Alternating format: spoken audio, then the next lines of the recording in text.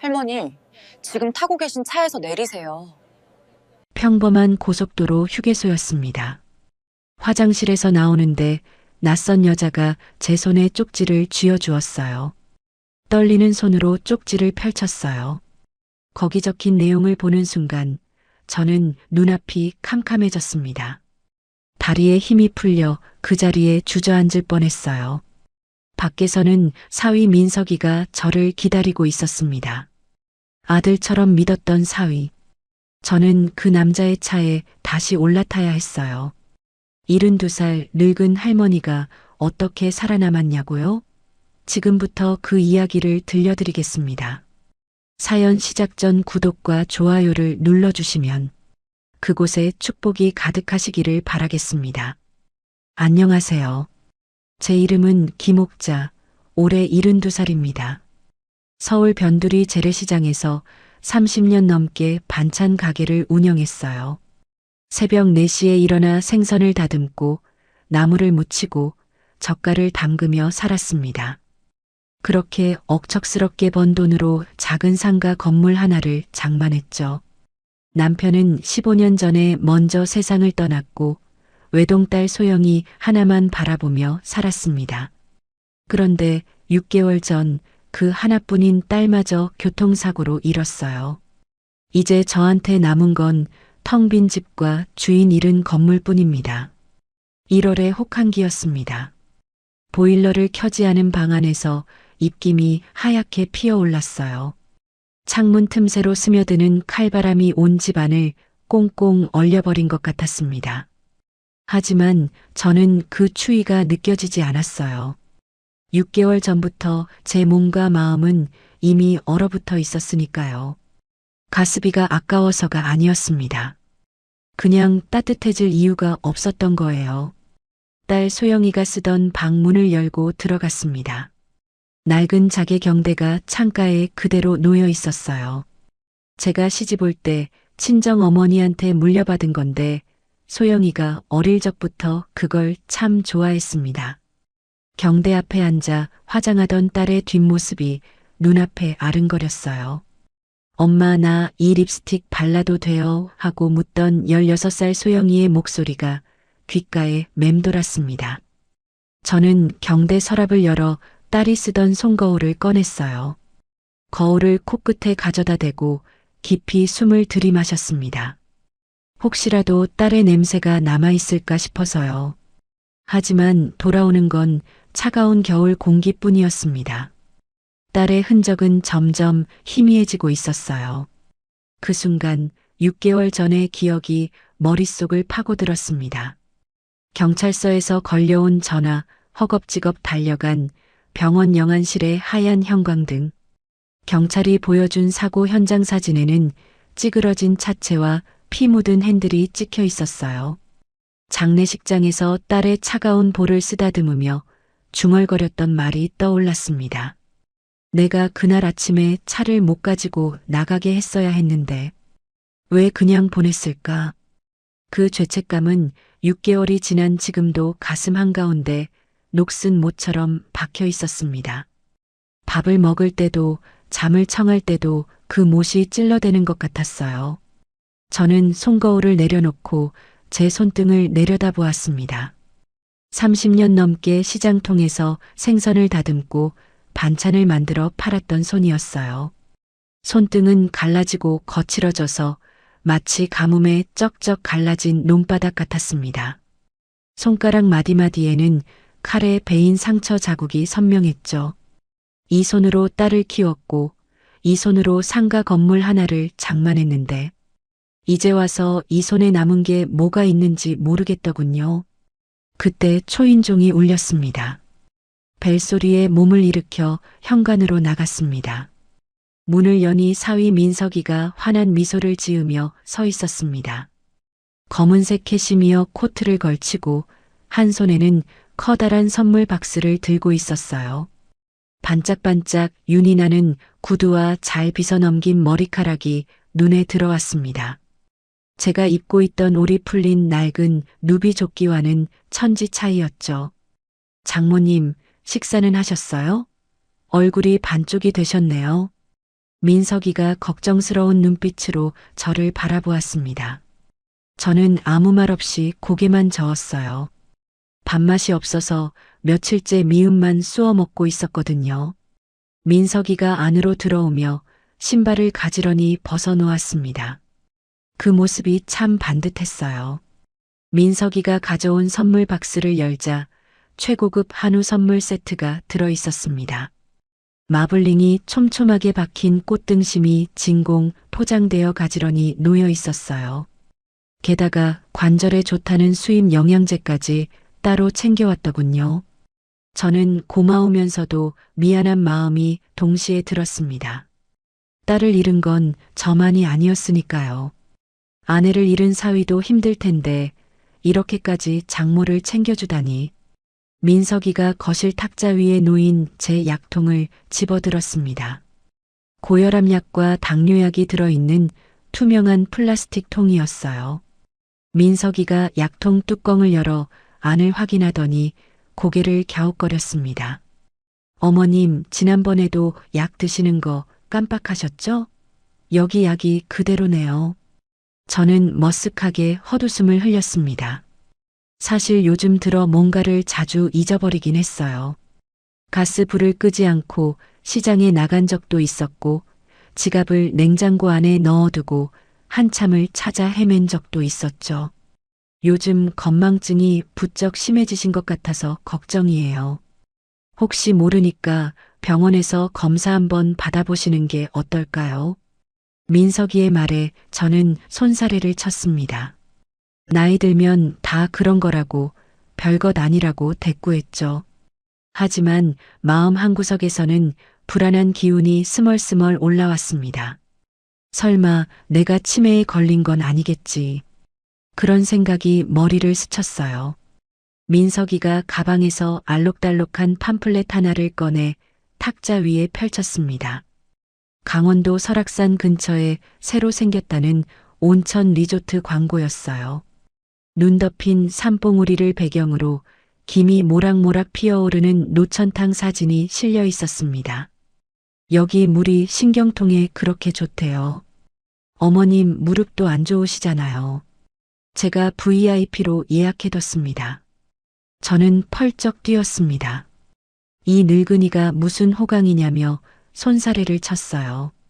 돈도 많이 들 텐데 그런 데 가서 뭘 하겠느냐고 차라리 그 돈으로 내 밥이나 사 먹으라고 했습니다. 하지만 민석이는 물러서지 않았어요.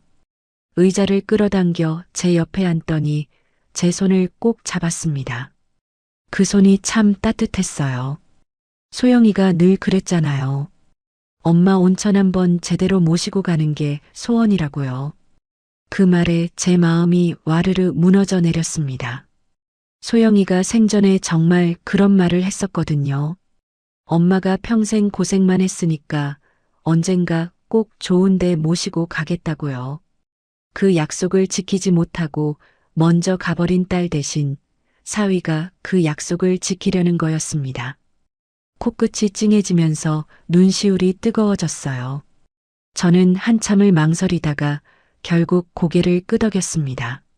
민석이의 얼굴에 환한 미소가 번졌어요. 그 미소가 어찌나 따뜻해 보이던지 저는 잠시나마 가슴속에 얼음이 녹는 것 같았습니다. 여행 전날 밤이었습니다. 민석이가 짐을 챙기러 집에 왔어요. 민석이가 안방 장롱을 열어 옷가지를 꺼내기 시작했습니다. 저는 거실에 앉아 그 모습을 지켜보았어요. 그러다 민석이가 갑자기 고개를 들어 저를 바라보았습니다. 아, 어머님. 리조트 VIP 등록하고 입실 수속 미리 하려면 어머님 인감이랑 신분증, 통장 사본이 필요해요. 저는 고개를 갸웃거렸습니다. 온천 가는데 인감도장이 왜 필요하지? 그냥 신분증만 있으면 되는 거 아닌가? 평소 돈 계산에 철두철미했던 제 습관이 고개를 들었어요. 도장은 내가 가져가면 되지. 민석이의 표정이 살짝 굳었습니다. 하지만 금세 서운한 얼굴로 바뀌더군요. 눈썹 끝이 축 처지고 입술이 삐죽 나왔어요. 저 못 믿으세요? 제가 아들 노릇하려는데 그러시면 섭섭하죠. 그 말에 제 마음이 흔들렸습니다.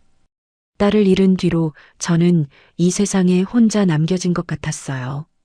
친척들도 장례식 이후로는 연락이 뜸해졌고 시장 동료들도 저를 불쌍한 눈으로만 바라볼 뿐이었죠. 이제 의지할 건 사위뿐이라는 생각이 들었습니다. 저는 장롱 깊숙한 곳에서 인감도장과 통장을 꺼냈습니다. 민석이에게 건네주면서도 마음 한구석이 찜찜했지만 그 찜찜함을 애써 무시했어요. 설마 사위가 무슨 나쁜 마음을 품겠어. 내가 너무 의심이 많은 거야. 딸이 살아있을 때도 민석이를 그렇게 믿었잖아. 스스로를 그렇게 타일렀습니다. 민석이가 인감도장과 통장을 받아들고 안방으로 들어갔습니다. 문을 반쯤 닫고 짐을 싸기 시작했어요. 부스럭거리는 소리가 한참 동안 들려왔습니다. 뭘 그렇게 오래 싸나 싶었지만 물어보지는 않았어요. 민석이의 그림자가 방문 유리에 비쳤다 사라지기를 반복했어요. 한참 뒤에 민석이가 커다란 여행 가방을 들고 나왔습니다. 갈아입으실 옷이랑 상비약은 가다가 휴게소에서도 꺼내 쓸 수 있게 트렁크 말고 뒷좌석에 실어둘게요. 출발 당일 아침이 밝았습니다.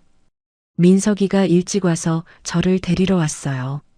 현관에서 신발을 신으려는데 민석이가 손바닥에 알약 2알을 올려놓고 내밀었습니다. 출발 전에 드세요. 고함량 비타민이에요. 장거리 이동에 지치실까봐 가져왔어요. 저는 별 의심 없이 그 알약을 받아 물과 함께 삼켰습니다. 목구멍으로 넘어가는 알약이 유난히 쓴 것 같았지만 그냥 원래 그런가 보다 했어요. 민석이가 제 팔을 부축하며 집 밖으로 나왔어요. 마침 동네 이웃인 박 여사가 쓰레기를 버리러 나왔다가 우리를 보고 손을 흔들었습니다. 민석이가 박 여사를 향해 큰 소리로 인사했어요. 안녕하세요. 장모님 모시고 2박 3일 푹 쉬다 오겠습니다. 박 여사가 부럽다는 표정으로 저를 바라보며 효자 사위를 뒀다고 엄지손가락을 치켜 세웠습니다. 저는 멋쩍게 웃으며 민석이의 차에 올라탔어요. 조수석에 앉자마자 민석이가 제 핸드폰을 가리켰습니다. 어머님 폰 배터리가 없네요. 가는 동안 충전하게 주세요. 저는 핸드폰을 건넸습니다. 민석이가 충전 케이블에 핸드폰을 연결하더니 그걸 대시보드 서랍 안에 넣고 딱 닫아버렸어요. 저는 좀 이상하다 싶었지만 내비게이션이 방해되나 보다 하고 그냥 넘겼습니다. 차가 고속도로에 오르자 갑자기 눈꺼풀이 천근만근 무거워지기 시작했어요. 아까 먹은 비타민 때문인가 이상하게 졸음이 쏟아졌습니다. 눈을 떠보려고 애를 썼지만 소용이 없었어요. 히터 바람이 따뜻하게 얼굴을 스치고 창밖으로는 하얀 눈 덮인 들판이 흐릿하게 스쳐 지나갔어요. 마지막으로 본 건 운전대를 잡은 민석이의 옆모습이었어요. 백미러에 비친 그의 입꼬리가 살짝 올라가 있는 것 같았지만 그게 미소인지 다른 무엇인지 확인할 새도 없이 저는 깊은 잠속으로 빠져들었습니다. 꿈인지 현실인지 모를 어둠 속에서 딸 소영이의 목소리가 아득하게 들려왔습니다. 엄마 조심해. 하지만 저는 그 경고의 의미를 알 수 없었습니다. 그저 따뜻한 차 안에서 좋은 사위가 모시고 가는 효도 여행의 설렘 속에 잠겨 있을 뿐이었죠. 그때까지만 해도 저는 몰랐어요. 이 여행의 목적지가 온천 리조트가 아니라는 것을, 그리고 내 딸의 죽음이 단순한 교통사고가 아니었다는 것을요. 차가 멈추는 느낌에 눈이 번쩍 떠졌습니다. 차 문이 열리면서 차가운 바람이 확 밀려 들어왔어요. 저는 깜짝 놀라 몸을 움츠렸습니다. 여기가 어디지? 머리가 멍하고 입안이 바짝 말라 있었어요. 마치 술에 취했다가 깬 것처럼 온몸이 천근만근이었습니다. 목이 뻣뻣하고 손발의 감각이 잘 느껴지지 않았어요. 장모님, 휴게소 도착했어요. 화장실 다녀오세요. 민석이의 목소리가 들렸습니다. 저는 고개를 돌려 창밖을 바라보았어요.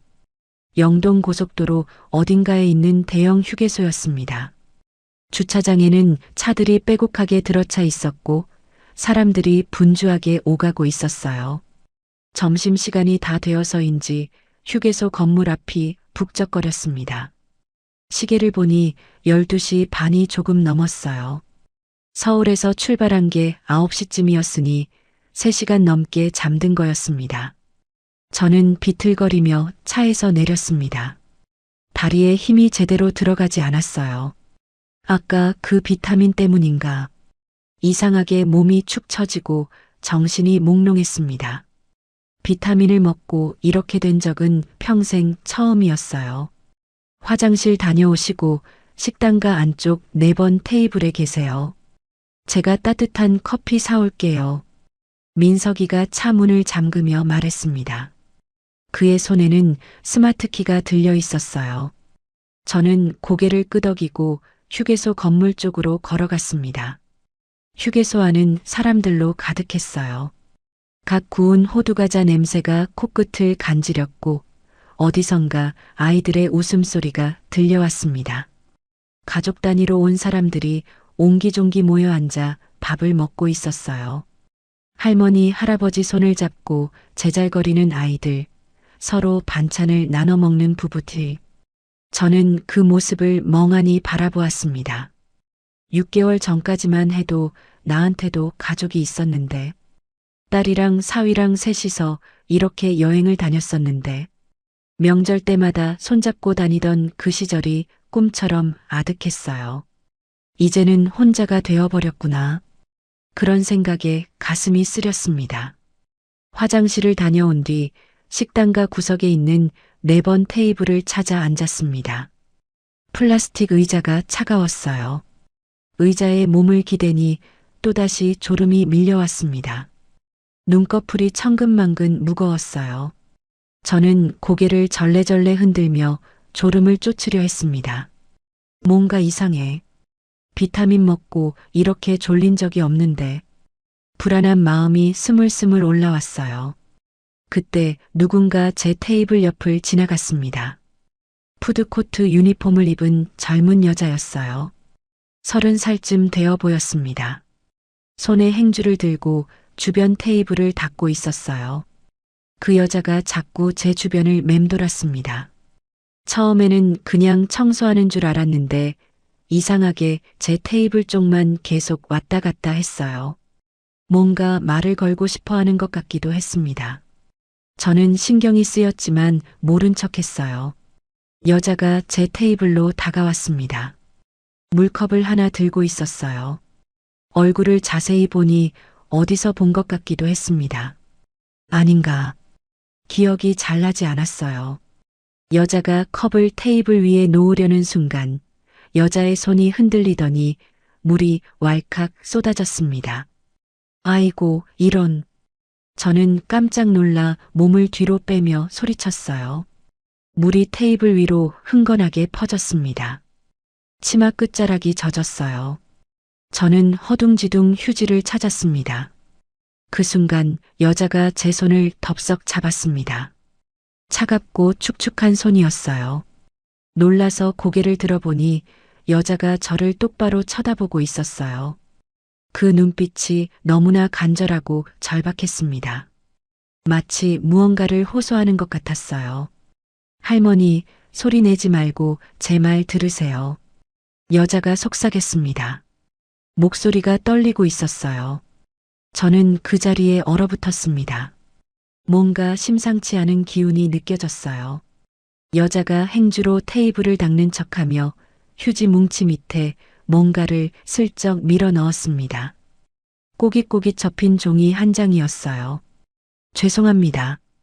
여자가 큰 소리로 사과하고는 후다닥 주방 쪽으로 사라졌습니다. 저는 멍하니 그 뒷모습을 바라보았어요. 무슨 일이지? 왜 저렇게 급하게 갔지? 심장이 두근거리기 시작했습니다. 여자의 눈빛이 자꾸 머릿속에 맴돌았어요. 분명히 뭔가 전하고 싶은 게 있는 눈빛이었습니다. 저는 주위를 살폈습니다. 아무도 이쪽을 보고 있지 않았어요. 저는 떨리는 손으로 휴지 뭉치를 들어 올렸습니다. 그 밑에 영수증 뒷면 같은 종이가 있었어요. 저는 종이를 집어들고 무릎 위에서 살짝 펼쳐보았습니다. 심장이 쿵쾅거렸어요. 종이에는 삐뚤빼뚤한 글씨가 급하게 적혀 있었어요. 지금 당장 사위차 뒷좌석 가방 안쪽 지퍼를 확인하세요. 다시 타면 죽습니다. 소영이 후배 지은 올림. 저는 그 글을 읽고 또 읽었습니다. 글자 하나하나가 눈에 박혔어요. 소영이. 그 두 글자가 심장을 찔렀습니다. 내 딸 이름을 어떻게 알지? 후배라고. 소영이 후배가 왜 여기 휴게소에 있는 거야? 손이 벌벌 떨리기 시작했어요. 다시 타면 죽습니다. 이게 무슨 소리야? 머릿속이 하얘졌습니다. 장난인가? 아니면 사기인가? 하지만 딸 이름을 정확히 알고 있었어요. 무작정 무시할 수가 없었습니다. 고개를 들어 통유리창 너머를 바라보았습니다. 멀리 커피숍 앞에서 민석이가 커피를 주문하고 있었어요. 한 손으로 핸드폰을 귀에 대고 누군가와 통화하며 씩 웃고 있었습니다. 평소에는 그냥 보기 좋은 미소였는데 지금은 그 웃음이 갑자기 섬뜩하게 느껴졌어요. 무슨 얘기를 하는 거지? 혹시 요양원 사람이랑 통화하는 건가? 저 사람이 정말 내가 아는 사위 맞나? 마치 낯선 타인을 보는 것 같았습니다. 장례식장에서 소영이 관 앞에서 엉엉 울던 모습이 떠올랐어요. 그것도 다 연기였던 걸까? 민석이가 커피를 받아들고 이쪽으로 걸어오기 시작했어요. 시간이 없었습니다. 저는 벌떡 일어났어요. 확인해야 해. 직접 눈으로 봐야 해. 설마 정말 그런 게 있겠어. 장난이거나 오해일 거야. 하지만 확인은 해봐야 했습니다. 다리가 후들거렸지만 주차장 쪽으로 걸음을 옮겼습니다. 최대한 자연스럽게, 그냥 바람 쐬러 나가는 것처럼 핸드백 안주머니를 더듬었어요. 습관처럼 넣어 다니던 예비 스마트키가 손에 잡혔습니다. 딸이 만약을 위해 하나 더 만들어준 거였죠. 엄마 깜빡깜빡하니까 하나 더 있어야 해요 하며 웃던 소영이 얼굴이 떠올랐어요. 저는 그 키를 꽉 쥐고 주차장으로 나갔습니다. 민석이의 검은색 세단이 저 끝에 주차되어 있었어요. 저는 주변을 살피며 빠르게 걸었습니다. 다행히 이 구역에는 사람이 별로 없었어요. 심장이 미친 듯이 뛰었습니다. 혹시 민석이가 따라왔으면 어쩌지. 뒤를 돌아보았지만 아무도 없었어요. 차 앞에 도착해서 키 버튼을 눌렀습니다. 찰칵 소리와 함께 문이 열렸어요. 뒷좌석 문을 열었습니다. 어젯밤 민석이가 싸둔 커다란 여행 가방이 좌석 위에 놓여 있었어요. 가방이 유난히 크고 묵직해 보였습니다. 온천 2박 3일 여행에 이렇게 큰 가방이 필요한가? 의문이 들었어요. 저는 가방 지퍼에 손을 댔습니다. 손이 너무 떨려서 지퍼가 제대로 잡히지 않았어요. 제발 아무것도 아니길. 그냥 옷가지만 있길. 속으로 빌면서 지퍼를 열었습니다. 가방 안에는 겉옷 몇 벌이 접혀 있었어요. 저는 옷을 들춰보았습니다. 그 아래에 뭔가 더 있었어요. 손에 뭔가 푹신한 게 잡혔습니다. 꺼내보니 비닐에 포장된 성인용 기저귀 뭉치였어요. 저는 눈을 의심했습니다. 기저귀가 왜 여기서 나와? 온천 여행 가는데 기저귀가 왜 필요해? 등골이 서늘해졌습니다. 다시 손을 넣었습니다. 이번에는 약통이 나왔어요. 라벨을 읽어보니 수면제였습니다. 병원에서 처방받는 강한 수면제. 아까 먹은 그 비타민이 이거였구나. 온몸에 소름이 돋았어요. 그 옆에는 낯선 옷이 접혀 있었어요. 펼쳐보니 환자복이었습니다. 등 쪽에 끈으로 묶게 되어 있는 요양원에서나 보던 그런 옷이요. 저는 손이 떨려서 옷을 놓칠 뻔했습니다. 손이 더 깊이 들어갔습니다. 서류 봉투가 하나 만져졌어요. 꺼내서 열어보았습니다. 안에는 몇 장의 서류가 들어 있었어요. 맨 위에 있는 종이의 제목이 눈에 들어왔습니다. 정신요양원 입소 동의서. 저는 숨이 턱 막혔습니다. 눈앞이 캄캄해지는 것 같았어요. 서류를 자세히 읽어보았습니다. 입소자 성명 기목자, 생년월일까지 정확히 적혀 있었어요. 보호자란에 이미 도장이 찍혀 있었습니다. 제 인감 도장이었어요. 어젯밤 민석이한테 맡긴 바로 그 도장. 그리고 그 아래 진단서가 첨부되어 있었습니다. 알츠하이머성 치매로 인한 자기 결정 능력 상실, 보호자에 의한 입소 동의. 제가 한 번도 가본 적 없는 병원 이름이 적혀 있었어요. 위조된 서류였습니다. 다리에 힘이 풀렸습니다. 차 문을 붙잡고 간신히 몸을 지탱했어요. 이게 무슨 짓이야? 멀쩡한 사람을 치매 환자로 만들어서 요양원에 가두려고. 그러고는 내 재산을 다 빼앗으려고. 사위가, 내가 믿었던 사위가, 어젯밤에 그렇게 다정하게 웃으며 짐을 싸주던 그 사람이, 효도 여행이라며 손을 잡아주던 그 사람이, 속이 뒤집어지는 것 같았어요. 그 순간 딸 소영이의 얼굴이 떠올랐습니다. 소영아, 이 인간이 이런 놈이었어. 내가 살아있을 때 눈치챘어야 했는데, 내가 이런 남자한테 시집간 줄도 모르고 나는 좋다고 웃었구나. 눈물이 왈칵 쏟아졌어요. 분노와 슬픔과 배신감이 한꺼번에 밀려왔습니다. 정신을 차려야 했습니다. 여기서 울고 있을 때가 아니야. 도망쳐야 해. 저는 눈물을 소매로 훔치고 서류를 다시 봉투에 넣어 가방에 쑤셔 넣었어요. 흔적을 남기면 안 됐습니다. 그러다 문득 아까 민석이가 가져간 제 핸드폰이 생각났습니다. 경찰에 신고하려면 전화기가 필요했어요. 저는 재빨리 조수석 문을 열었어요. 대시보드 서랍을 거칠게 열었습니다. 충전기에 연결된 제 핸드폰이 있었어요. 저는 핸드폰을 낚아채 외투 주머니에 깊숙이 쑤셔 넣었습니다.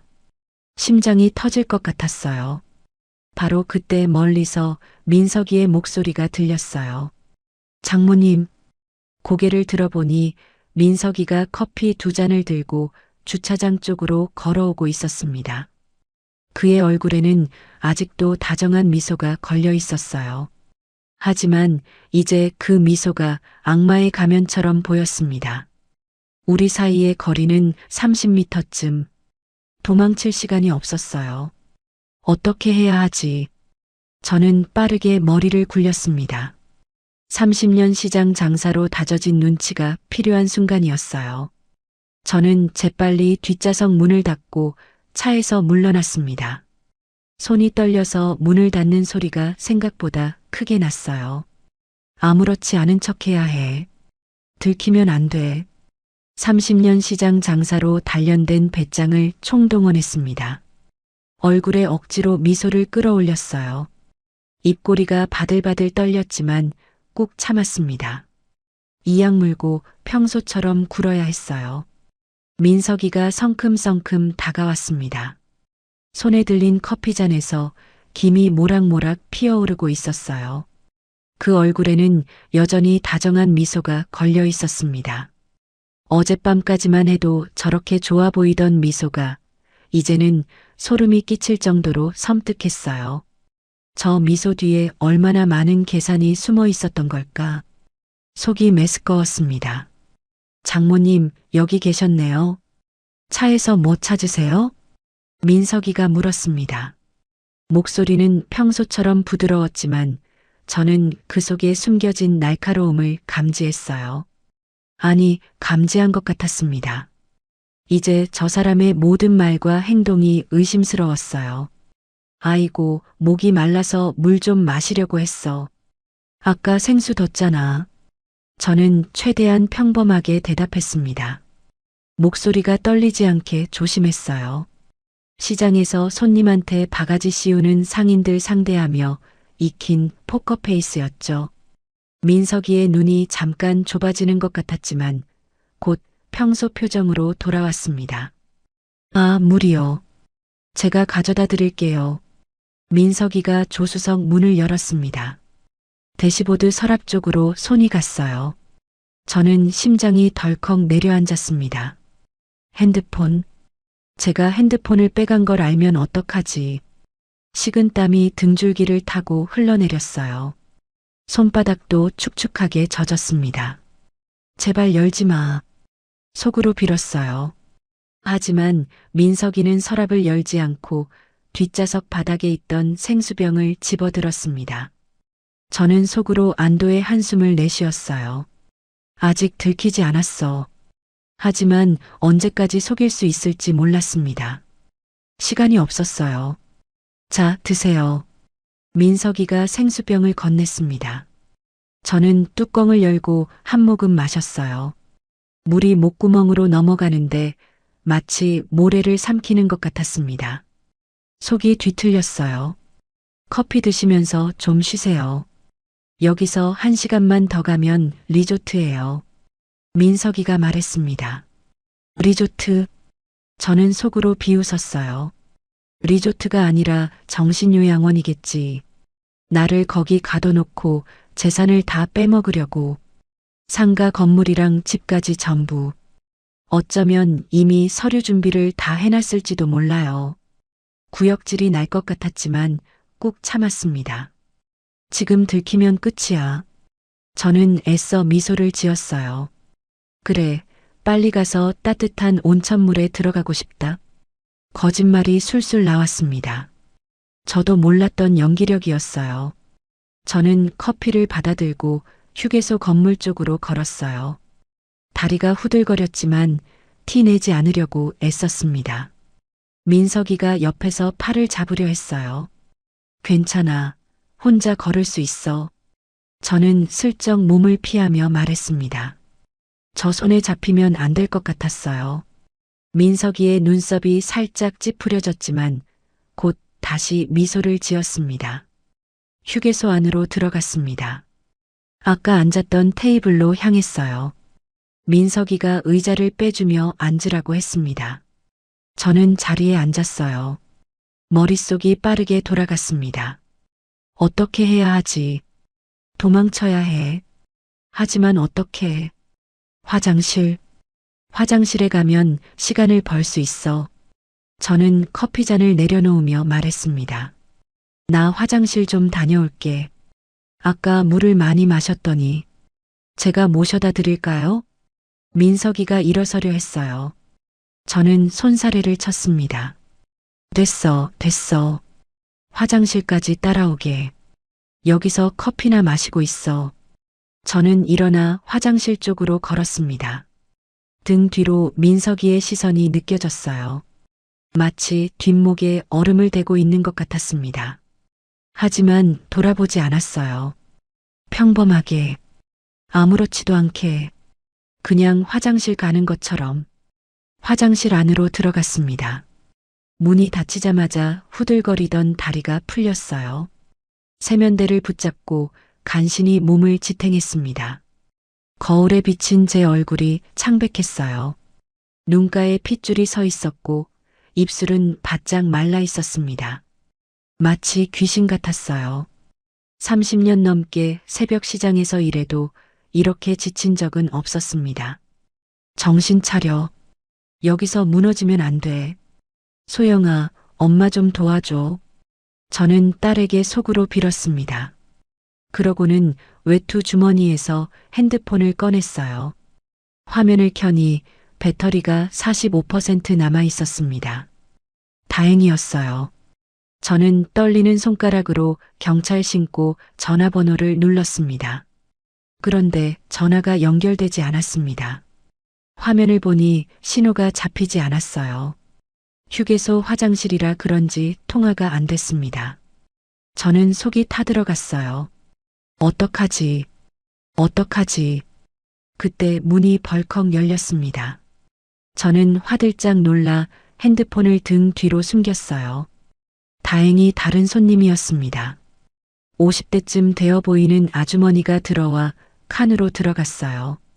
저는 핸드폰을 다시 주머니에 넣었습니다. 밖으로 나가면 신호가 잡힐 거야. 하지만 민석이가 있잖아. 어떻게 따돌리지? 머리가 복잡했어요. 화장실 창문이 눈에 들어왔습니다. 높이가 낮아서 올라갈 수 있을 것 같았어요. 하지만 밖이 어딘지 몰랐습니다. 위험할 수 있었어요. 저는 망설였습니다. 그때 아까 들어온 아주머니가 칸에서 나왔습니다. 세면대에서 손을 씻으며 저를 힐끗 쳐다보았어요. 아이고, 어머님. 안색이 안 좋아 보이세요. 괜찮으세요? 아주머니가 걱정스러운 눈으로 물었습니다. 저는 순간적으로 결심했어요. 이 사람한테 도움을 요청해야겠다. 저기요, 죄송한데 부탁 좀 드려도 될까요? 저는 목소리를 낮추며 말했습니다. 간절함이 묻어났는지 아주머니가 고개를 갸웃거리며 다가왔어요. 뭔데요? 저 밖에 있는 남자한테 전해주세요. 배가 너무 아파서 한참 있어야 할 것 같다고요. 먼저 차에 가서 기다리라고요. 저는 간절한 눈으로 아주머니를 바라보았습니다. 두 손을 모으고 빌다시피 했어요. 아주머니가 잠시 의아한 표정을 짓더니 고개를 끄덕였습니다. 알았어요. 근데 어머님 진짜 배탈 난 거예요? 약 드릴까요? 제가 가방에 정로환 있거든요. 아니에요, 괜찮아요. 그냥 전에만 주세요. 제발이요. 저는 애원하듯 말했습니다. 목소리가 갈라졌어요. 아주머니가 뭔가 이상한 눈치를 챈 것 같았지만 더 묻지 않고 화장실을 나갔습니다. 고마운 사람이었어요. 저는 숨을 죽이고 기다렸습니다. 1분, 2분, 시간이 영원처럼 느껴졌어요. 심장 뛰는 소리가 귀에 울렸습니다. 그러다 화장실 문이 다시 열렸어요. 아주머니였습니다. 전해줬어요. 근데 그 남자분 표정이 좀 이상하던데. 어머님 혹시 무슨 일 있으세요? 저는 고맙다고 연신 고개를 숙였습니다.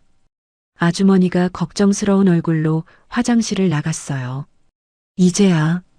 저는 핸드폰을 꺼내 휴게소 비상구 방향으로 달렸습니다. 화장실 반대편에 비상 출입구가 있었어요. 문을 밀고 나가니 휴게소 뒤편 주차장이 나왔습니다. 여기서는 신호가 잡혔어요. 저는 다시 경찰에 전화를 걸었습니다. 신호음이 울렸어요.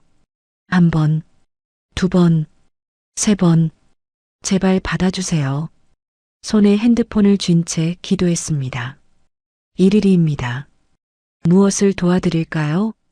전화가 연결되었습니다. 저는 울음이 터질 것 같았어요. 무릎에 힘이 풀렸지만 겨우 버텼습니다. 살려주세요. 사위가 저를 정신요양원에 가두려고 해요. 위조 서류까지 만들어서요. 지금 영동 고속도로 휴게소에 있어요. 저는 숨가쁘게 말했습니다. 목소리가 떨렸어요. 말이 뒤죽박죽 나왔지만 일단 다 쏟아냈습니다. 진정하시고 천천히 말씀해 주세요. 정확한 위치가 어디신가요? 횡성 방향 휴게소요. 이름은 모르겠어요. 제발 빨리 와주세요. 그때 뒤에서 발소리가 들렸습니다. 장모님, 민석이의 목소리였어요. 저는 몸이 얼어붙었습니다. 고개를 돌려보니 민석이가 20m쯤 떨어진 곳에서 이쪽으로 걸어오고 있었어요. 그의 얼굴에서 다정한 가면이 벗겨지고 있었습니다. 눈빛이 차갑게 변해 있었어요. 전화 끊으세요. 민석이가 낮고 단호한 목소리로 말했습니다. 그건 제가 처음 듣는 목소리였어요. 등골이 오싹해졌습니다. 저는 핸드폰을 꽉 쥐고 뒤로 물러섰어요. 심장이 터질 것 같았습니다. 도망쳐야 해. 저는 몸을 돌려 주차장 쪽으로 뛰기 시작했어요. 장모님, 민석이의 고함이 뒤에서 들렸습니다. 발소리가 점점 가까워졌어요. 저는 있는 힘껏 달렸습니다. 72살 늙은 다리가 비명을 질렀지만 멈출 수 없었어요. 살아야 했습니다. 주차장에 세워진 관광버스가 보였습니다. 흰색 버스 옆면에 여행사 이름이 적혀 있었어요. 승객들이 버스에 오르고 있었습니다. 대부분 저보다 나이가 많아 보이는 노인들이었어요. 아마 어르신들 단체 여행인 것 같았습니다. 저는 그쪽으로 달려갔어요. 저기요, 저 좀 태워주세요. 저는 버스 문 앞에서 소리쳤습니다. 버스 기사가 의아한 표정으로 저를 바라보았어요. 50대 중반쯤 되어 보이는 남자였습니다. 저는 숨을 헐떡이며 매달렸어요. 제발이요. 살려주세요. 저 사람이 저를 잡으러 와요. 정신요양원에 가두려고요. 기사가 뒤를 돌아보았습니다. 민석이가 달려오고 있었어요. 얼굴이 불그락푸르락 일그러져 있었습니다. 기사의 표정이 굳어졌어요. 어머님, 빨리 타세요. 기사가 문을 열어주었습니다. 저는 버스에 올라탔어요. 기사가 재빨리 문을 닫았습니다. 민석이가 버스 앞에 도착해 유리창을 두드렸어요. 문 열어요. 저 사람 치매 환자예요. 제 장모님이라고요. 민석이가 소리쳤습니다. 유리창을 주먹으로 쾅쾅 두드렸어요. 하지만 기사는 문을 열지 않았습니다. 저를 한번 쳐다보더니 고개를 끄덕였어요. 걱정 마세요, 어머님. 기사가 나지막이 말하고는 버스 시동을 걸었습니다. 버스 안의 승객들이 웅성거렸어요. 무슨 일이냐고 묻는 사람도 있었고 창밖에 민석이를 가리키며 수군거리는 사람도 있었습니다. 버스가 천천히 움직이기 시작했어요. 창밖으로 민석이의 일그러진 얼굴이 보였습니다. 분노로 가득 찬 그 눈빛, 이를 악물고 버스를 노려보는 그 표정, 오래도록 머릿속에 남았어요. 저건 사위가 아니었습니다. 처음부터 사위였던 적이 없었어요. 악마였습니다. 저는 빈 좌석에 털썩 주저앉았어요. 온몸에 힘이 빠졌습니다. 하지만 끝난 게 아니었어요. 이제 겨우 시작이었습니다. 버스는 30분쯤 달려 원주 시외 버스터미널에 도착했습니다. 저는 기사에게 연신 고개를 숙이며 감사 인사를 했어요. 기사가 제 손을 꼭 잡으며 말했습니다. 어머님, 경찰서 꼭 가세요. 조심하시고요. 저는 눈시울이 뜨거워졌어요. 모르는 사람인데 이렇게 도와주다니. 세상에 좋은 사람도 있구나. 사위한테 배신당한 뒤라 더 고맙게 느껴졌습니다. 버스에서 내리면서 승객들이 걱정스러운 눈으로 저를 바라보았어요. 할머니 한 분이 10,000원짜리 지폐 2장을 제 손에 쥐어주었습니다. 택시비 하세요. 어서 안전한 데로 가요. 저는 사양하려 했지만 할머니가 억지로 제 주머니에 넣어주었습니다. 고맙다는 말밖에 할 수 없었어요. 눈물이 핑 돌았습니다. 터미널 밖으로 나오니 낯선 거리가 펼쳐졌습니다. 원주는 처음 와보는 곳이었어요. 회색 건물들이 늘어서 있었고 간판들이 바람에 덜컹거렸습니다. 어디로 가야 할지 막막했어요. 일단 경찰서를 찾아야 했습니다. 아까 신고했으니까 경찰이 알아서 처리해 주겠지. 저는 그렇게 생각했어요. 지나가는 행인에게 경찰서 위치를 물었어요. 걸어서 15분 거리라고 했습니다. 저는 후들거리는 다리를 이끌고 걸었어요. 1월의 찬바람이 얼굴을 때렸지만 추운 줄도 몰랐습니다. 오히려 머리가 맑아지는 것 같았어요. 살았다. 일단 살았어. 그 생각뿐이었습니다. 원주경찰서에 도착했습니다. 빨간 벽돌로 지어진 오래된 건물이었어요. 민원실 문을 열고 들어가니 경찰관 몇 명이 책상에 앉아 일하고 있었습니다. 형광등 불빛 아래 서류 뭉치와 컴퓨터 모니터가 늘어서 있었어요. 저는 가장 가까운 경찰관에게 다가갔습니다. 다리가 아직도 후들거렸지만 꾹 참았어요. 저기요, 아까 신고한 사람인데요. 사위가 저를 정신요양원에 가두려고 했어요. 경찰관이 고개를 들어 저를 바라보았습니다. 30대 초반쯤 되어 보이는 젊은 남자였어요. 그가 의아한 표정을 지었습니다. 아, 영동 고속도로 휴게소에서 신고하신 분이세요? 네, 맞아요. 제가 직접 증거도 봤어요. 입소 동의서랑 위조된 치매 진단서요. 저는 숨 가쁘게 말했습니다. 경찰관이 컴퓨터 화면을 들여다보더니 뭔가를 확인했어요. 그러더니 표정이 묘하게 변했습니다. 뭔가 난처한 표정이었어요. 어머님, 일단 여기 앉으세요. 경찰관이 의자를 권했습니다. 저는 앉으면서 불안한 예감이 들었어요. 뭔가 잘못됐어. 경찰관의 눈빛이 아까와 달랐습니다. 처음에는 걱정스러운 눈빛이었는데 지금은 뭔가를 의심하는 눈빛이었어요. 마치 헛소리하는 노인네를 보는 것 같은 눈빛이었습니다. 어머님 성함이 김옥자 씨 맞으시죠? 네, 맞아요. 혹시 최민석 씨가 어머님 사위분 맞으세요? 네, 그놈이 저를 속여서 여기까지 끌고 온 거예요. 저는 목소리를 높였습니다. 그런데 경찰관이 난감한 얼굴로 동료를 쳐다보았어요. 뭔가 눈짓을 주고받는 것 같았습니다. 저는 불안해졌어요.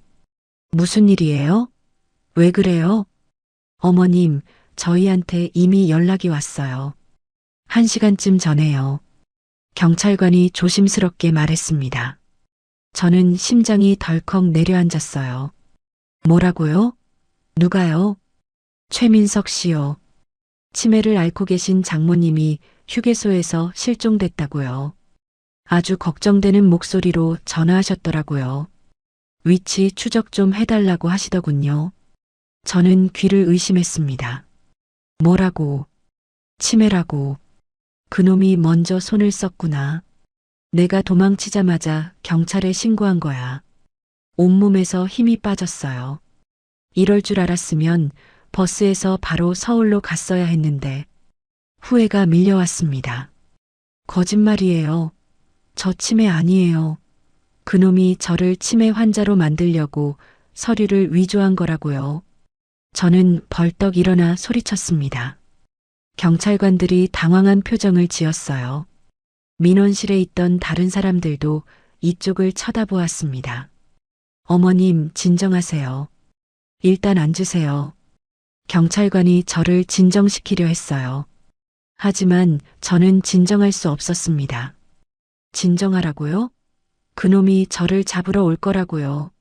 제발 믿어주세요. 저는 울먹이며 말했습니다. 하지만 경찰관들의 눈빛은 이미 달라져 있었어요. 저를 치매 환자 취급하는 눈빛이었습니다. 마치 정신 나간 노인네를 보는 것 같은 눈빛. 억울해서 미칠 것 같았어요. 그때 민원실 문이 열리며 누군가 들어왔습니다. 고개를 돌려보니 민석이었어요. 저는 숨이 턱 막혔습니다. 어떻게 벌써 휴게소에서 여기까지 30분밖에 안 걸렸는데 아마 차로 쫓아온 거겠죠. 민석이의 얼굴에는 걱정스러운 표정이 가득했어요. 눈가에 눈물까지 글썽이고 있었습니다. 완벽하게 연기하고 있었어요. 저렇게 눈물까지 흘릴 줄이야. 소름이 돋았습니다. 장모님, 여기 계셨군요. 얼마나 찾았는지 몰라요.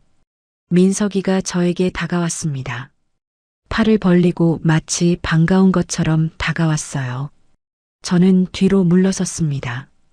의자가 넘어지며 쾅 소리가 났어요. 오지 마. 저리 가. 저는 비명을 질렀습니다. 민석이가 슬픈 표정을 지었어요. 경찰관들을 향해 고개를 숙였습니다. 죄송합니다. 저희 장모님이 치매 초기세요. 가끔 이렇게 혼란스러워 하세요. 민석이가 낮은 목소리로 말했습니다. 경찰관이 이해한다는 듯 고개를 끄덕였어요. 거짓말이에요. 이 사람 말 믿으면 안 돼요.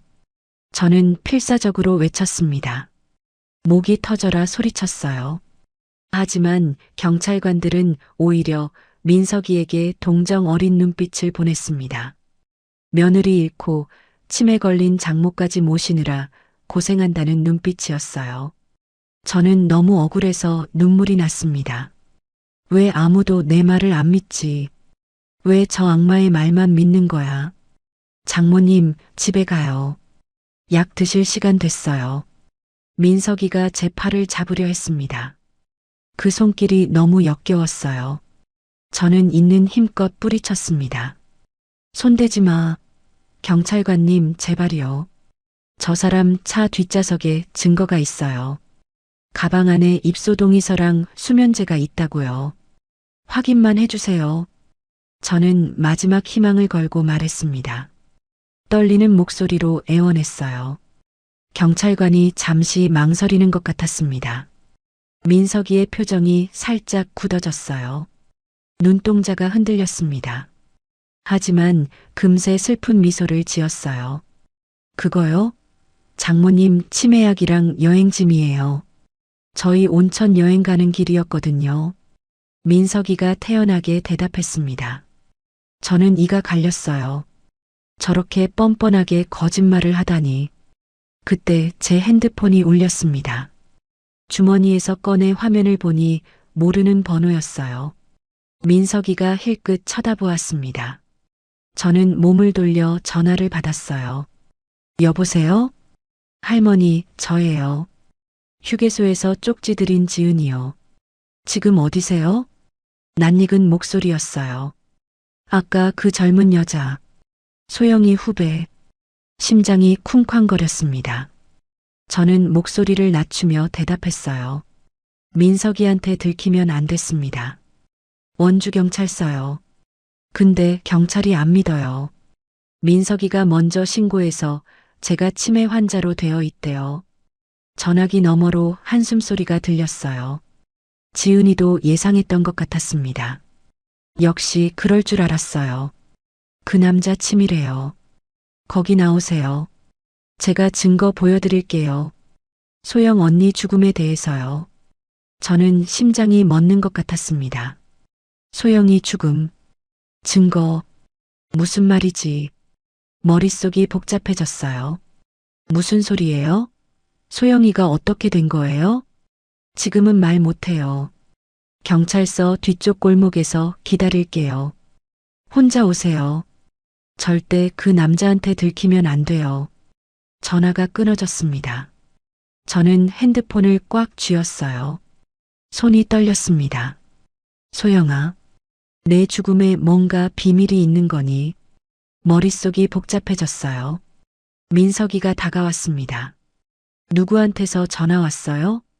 저는 재빨리 핸드폰을 주머니에 넣었어요. 잘못 걸려온 전화야. 민석이의 눈이 가늘어졌습니다. 의심하는 눈빛이었어요. 저는 시선을 피하며 경찰관에게 말했습니다. 화장실 좀 다녀올게요. 경찰관이 고개를 끄덕였어요. 저는 화장실 쪽으로 걸어갔습니다. 등 뒤로 민석이의 시선이 느껴졌어요. 따라오려는 것 같았지만 경찰관이 서류 작성에 대해 뭔가 물어보는 바람에 멈춰 섰습니다. 지금이야. 저는 화장실을 지나쳐 뒷문 쪽으로 빠르게 걸었어요. 심장이 터질 것 같았습니다. 들키면 안 돼. 제발. 뒷문을 열고 나오니 좁은 골목이 나왔어요. 쓰레기통들이 늘어서 있었고 음식점 환풍기에서 나오는 기름 냄새가 코를 찔렀습니다. 발밑에는 얼어붙은 물웅덩이가 있었어요. 저는 미끄러지지 않게 조심하며 주위를 둘러보았습니다. 골목 끝에 여자가 서 있었어요. 검은색 패딩 점퍼를 입고 불안한 표정으로 두리번거리고 있었습니다. 휴게소에서 쪽지를 건네준 그 사람이었어요. 할머니, 이쪽으로 빨리요. 지은이가 손짓했습니다. 저는 후들거리는 다리를 이끌고 그쪽으로 걸었어요. 발이 얼어서 감각이 없었습니다. 지은이가 제 팔을 잡고 골목 깊숙한 곳으로 이끌었어요. 건물과 건물 사이 좁은 틈새였습니다. 사람 눈에 잘 띄지 않는 곳이었어요. 시간 없어요. 그 남자 곧 눈치챌 거예요. 할머니 없어진 거 알면 바로 찾으러 올 거예요. 지은이가 급하게 말했어요. 저는 숨을 몰아쉬며 물었습니다. 아까 소영이 죽음에 대해 안다고 했잖아. 무슨 소리야? 내 딸한테 무슨 일이 있었던 거야? 지은이가 저를 똑바로 바라보았습니다. 그녀의 눈에 눈물이 고여 있었어요. 소영 언니 죽음은 사고가 아니에요. 브레이크 호스가 잘려 있었대요. 언니가 죽기 이틀 전에 저한테 연락했어요. 민석 오빠가 자기 차를 이상하게 만진 것 같다고요. 무서워하면서요. 저는 그 자리에 얼어붙었습니다. 브레이크 호스.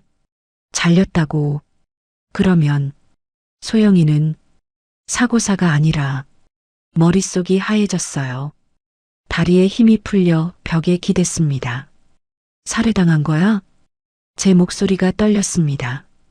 입술이 바들바들 떨렸어요. 지은이가 고개를 끄덕였습니다. 그녀의 눈에서 눈물이 뚝뚝 떨어졌어요. 네. 저도 확신은 없었어요. 증거가 없으니까요. 그런데 오늘 할머니를 보고 확신했어요. 그 남자는 악마예요. 소영 언니를 죽이고 이제 할머니까지 없애려고 하는 거예요. 저는 벽에 등을 기댄 채 천천히 주저앉았습니다. 소영아, 내가 그렇게 죽은 거였구나.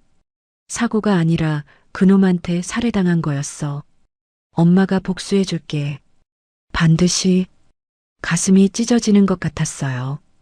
눈물이 멈추지 않았습니다. 하지만 울고만 있을 수는 없었어요. 저는 한참을 울었습니다. 지은이가 제 등을 토닥이며 기다려 주었어요. 차가운 골목 바닥에 주저앉아 있으니 엉덩이가 얼얼했지만 일어날 힘이 없었습니다. 내 딸이 남편한테 살해당했다니. 그것도 6개월 동안 몰랐다니. 엄마로서 자격이 없는 것 같았어요. 소영이가 죽기 전에 무서워했다는데 왜 나한테는 연락 안 했을까? 혼자 얼마나 무서웠을까? 그 생각에 가슴이 찢어지는 것 같았습니다. 할머니, 여기 있으면 안 돼요. 그 남자가 찾으러 올 거예요. 지은이가 제 팔을 잡아 일으켰습니다. 저는 비틀거리며 일어났어요. 무릎이 시큰거렸지만 꾹 참았습니다. 눈물을 소매로 훔치고 심호흡을 했어요. 울고만 있을 때가 아니야. 정신 차려. 소영이 복수를 해야지. 어디로 가면 돼? 저는 목소리를 가다듬으며 물었습니다. 지은이가 골목 끝을 가리켰어요. 제 차가 저기 있어요. 일단 제 집으로 가요. 거기서 얘기해요. 저는 고개를 끄덕이고 지은이를 따라갔습니다. 낡은 경차가 골목 모퉁이에 세워져 있었어요. 지은이가 문을 열어주었습니다. 저는 조수석에 올라탔어요. 차 안이 따뜻했습니다. 히터를 미리 틀어놓은 것 같았어요. 시트에는 담요까지 준비되어 있었습니다. 그 작은 배려에 또 눈물이 났어요. 이렇게 따뜻한 사람도 있는데 어떻게 민석이 같은 악마도 있는 걸까? 세상이 야속했습니다. 차가 출발했습니다. 원주 시내를 빠져나가 외곽 쪽으로 향했어요. 창밖으로 낯선 풍경이 스쳐 지나갔습니다. 논밭 사이로 난 좁은 길이었어요. 겨울 들판이 황량하게 펼쳐져 있었습니다. 저는 지은이의 옆 얼굴을 바라보았어요. 젊고 단정한 얼굴이었습니다. 소영이랑 비슷한 또래 같았어요. 너 어떻게 휴게소에 있었어? 거기서 일하는 거야? 아니요. 휴게소 알바는 오늘 처음이에요. 일부러 들어간 거예요. 지은이가 대답했습니다. 저는 눈을 크게 떴어요. 일부러? 무슨 소리야? 저 그 남자 3개월째 미행하고 있어요. 소영 언니 죽은 뒤부터요. 저는 할 말을 잃었습니다. 3개월이나. 이 젊은 여자가 왜 그런 위험한 짓을 해? 경찰에 신고하면 되잖아. 신고했어요. 근데 증거가 없대요. 브레이크 호스 얘기도 했는데 차는 이미 폐차됐고 정황 증거만으론 수사할 수 없대요. 경찰이 저보고 망상증 아니냐고 하더라고요. 친구 죽어서 충격받아 그런 거 아니냐고요. 지은이의 목소리가 떨렸습니다. 분노와 억울함이 묻어났어요. 저는 가슴이 먹먹해졌습니다. 이 아이도 나처럼 아무도 안 믿어줬구나. 얼마나 외로웠을까. 혼자서 3개월이나 그놈을 쫓아다니면서. 소영이랑 어떤 사이였어? 회사 선후배요. 소영 언니가 저 많이 챙겨줬어요. 밥도 사주고 고민 상담도 해주고 언니 같았어요. 저 부모님 일찍 돌아가셔서 혼자 사는데 언니가 가족처럼 대해줬어요. 지은이의 눈에 눈물이 고였습니다. 핸들을 잡은 손에 힘이 들어갔어요. 저는 가슴이 뭉클했습니다. 소영이가 이렇게 좋은 후배를 뒀구나. 내가 모르는 딸의 모습이 있었어요. 그래서 복수하려고 3개월이나 쫓아다닌 거야? 젊은 여자가 그 위험한 짓을 혼자서? 복수라기보다는 증거를 찾으려고요. 그 남자가 뭔가 또 나쁜 짓 할 거라고 생각했어요. 그러다 잡히겠지 싶었죠. 지은이가 쓴웃음을 지었습니다. 근데 오늘 드디어 꼬리가 잡혔어요. 그 남자가 정신요양원이랑 통화하는 거 들었거든요. 할머니를 데려간다고요. 날짜까지 정해놨더라고요. 오늘이요. 그래서 급하게 그 휴게소 알바로 들어간 거예요. 하루짜리 단기 알바가 있길래 바로 지원했어요. 쪽지라도 전해드리려고. 저는 믿기지 않았습니다. 이 아이가 나를 위해 그렇게까지 했다니. 휴게소 이름은 어떻게 알았어? 그 남자 내비게이션 검색 기록 해킹했어요. 친구 중에 컴퓨터 잘하는 애가 있거든요. 지은이가 쑥스럽게 웃었습니다. 대단한 아이였어요. 저는 지은이의 손을 꽉 잡았습니다. 고마워. 정말 고마워. 내가 아니었으면 나는 지금쯤 그 요양원에 갇혀 있었을 거야. 저는 진심을 담아 말했습니다. 눈물이 또 흘러내렸어요. 지은이가 고개를 저었습니다. 아직 끝난 게 아니에요. 그 남자 잡아야죠. 30분쯤 달려 작은 빌라 앞에 도착했습니다. 허름한 건물이었어요. 페인트가 벗겨지고 창틀이 녹슬어 있었습니다. 외벽에는 빗물 자국이 검게 얼룩져 있었어요. 계단에는 광고 전단지가 뒹굴고 있었습니다. 지은이가 2층으로 안내했어요. 원룸이었습니다. 10평쯤 되어 보였어요. 좁지만 깔끔하게 정돈되어 있었습니다. 작은 침대와 책상, 옷장이 벽을 따라 놓여 있었어요. 여기 앉으세요. 따뜻한 거 드릴게요.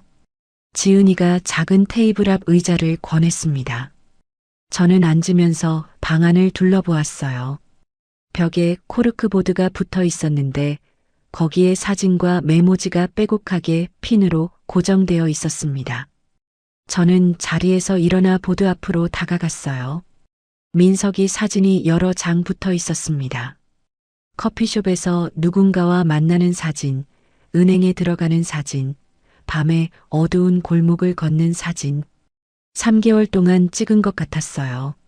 사진 옆에는 날짜와 장소가 적힌 메모지가 붙어 있었습니다. 빨간색 실로 사진과 사진 사이를 연결해 놓기도 했어요. 마치 영화에서 보던 수사보드 같았습니다. 이 젊은 여자가 혼자서 이걸 다 했다니 대단하면서도 안쓰러웠어요. 이게 다 뭐야? 저는 놀라서 물었습니다. 지은이가 제 옆으로 왔어요. 그 남자 행적이에요. 3개월 동안 추적한 거요.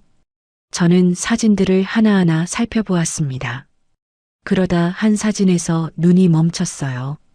민석이가 양복 입은 남자와 악수하는 사진이었습니다. 이 사람 누구야? 정신요양원 원장이에요. 강원도 산골에 있는 곳인데 소문이 안 좋아요.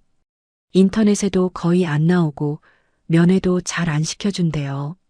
지은이가 설명했습니다. 저는 치가 떨렸어요. 무슨 소문? 거기 들어간 노인들이 얼마 못 가서 죽는데요. 다 자연사로 처리되고요.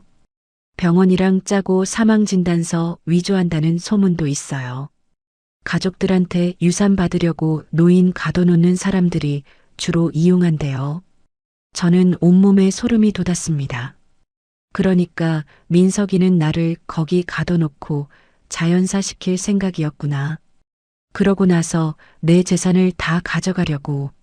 내가 진짜 치매에 걸린 줄 알고 약 먹이고 정신 못 차리게 만들고 결국 죽여버리려고. 다리가 후들거렸어요. 의자에 털썩 주저앉았습니다. 소영이도 그렇게 당했구나. 얼마나 무서웠을까. 죽기 전에 얼마나 무서웠을까. 눈물이 또 흘러내렸어요. 지은이가 보드 밑에 있는 서랍을 열었습니다.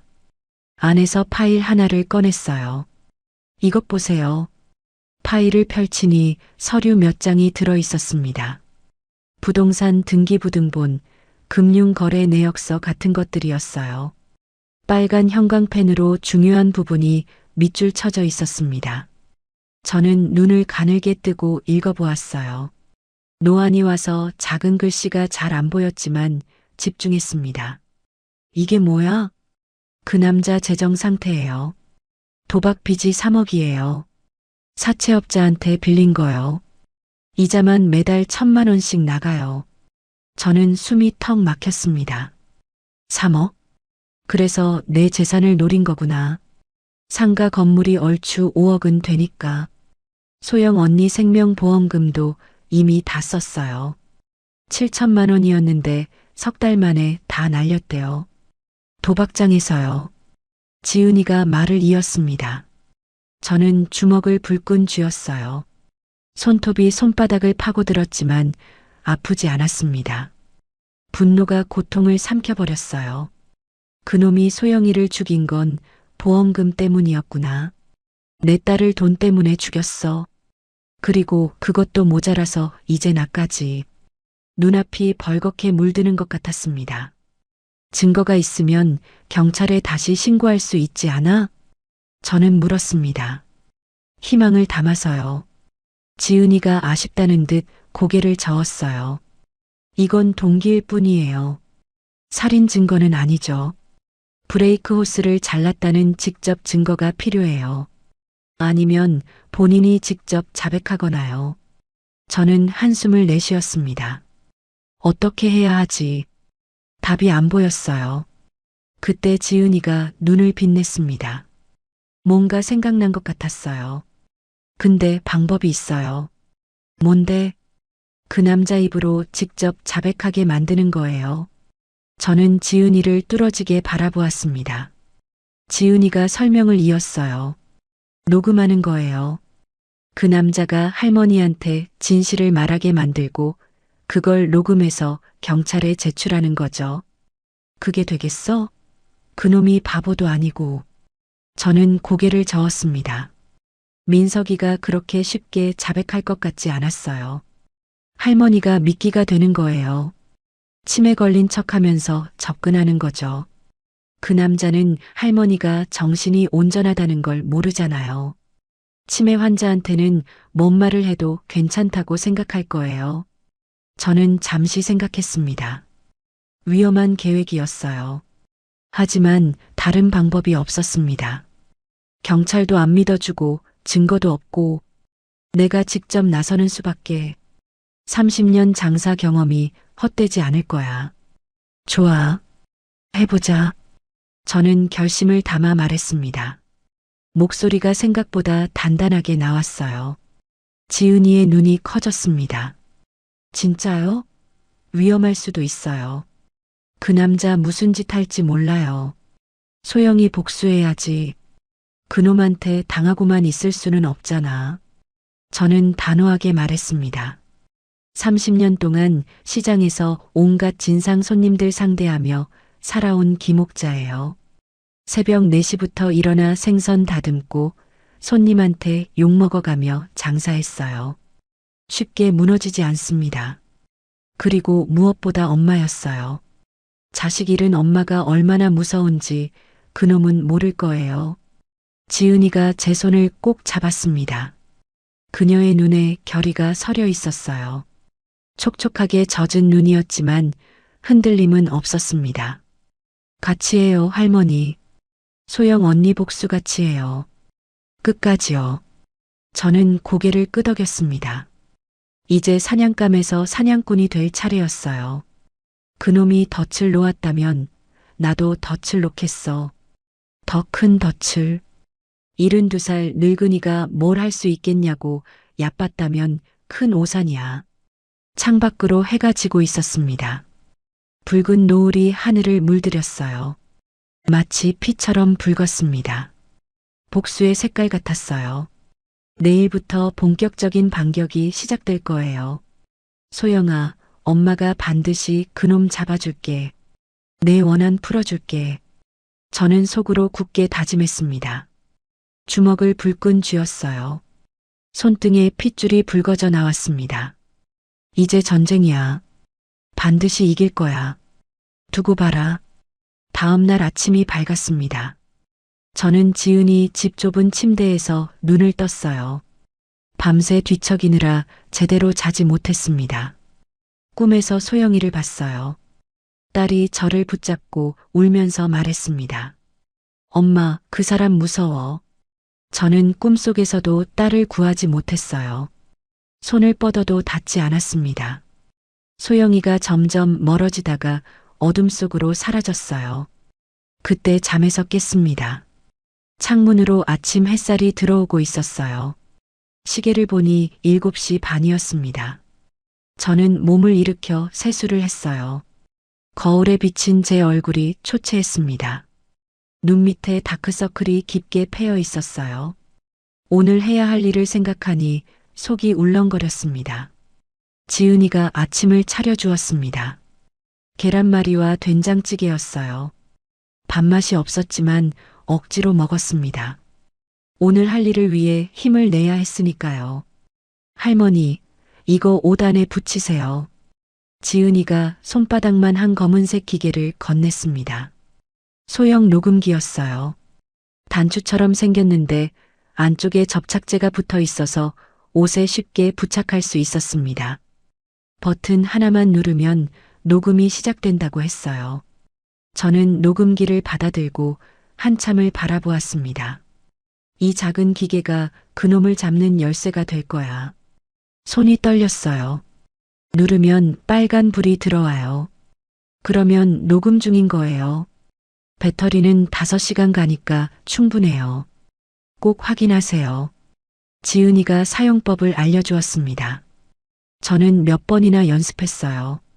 떨리는 손가락으로 버튼을 누르고 빨간 불이 들어오는 걸 확인했습니다. 끄고 켜기를 10번은 반복했어요. 이제 연락해야죠. 지은이가 제 핸드폰을 가리켰습니다. 저는 심호흡을 하고 민석이 번호를 눌렀어요. 손가락이 떨려서 2번이나 잘못 눌렀습니다. 신호음이 울렸어요. 1번, 2번, 3번. 전화가 연결되었습니다.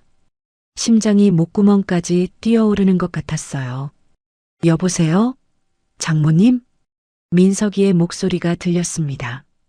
놀란 것 같으면서도 반가운 척하는 목소리였어요. 뻔히 아는데도 속아 넘어갈 뻔했습니다. 저는 일부러 힘없는 목소리를 냈어요. 민석아, 나야. 어제 내가 왜 그랬는지 모르겠어. 정신이 혼미해서 그랬나 봐. 저는 최대한 치매 환자처럼 말했습니다. 말끝을 흐리고 중얼거리듯이요. 전화기 너머로 민석이가 숨을 고르는 소리가 들렸어요.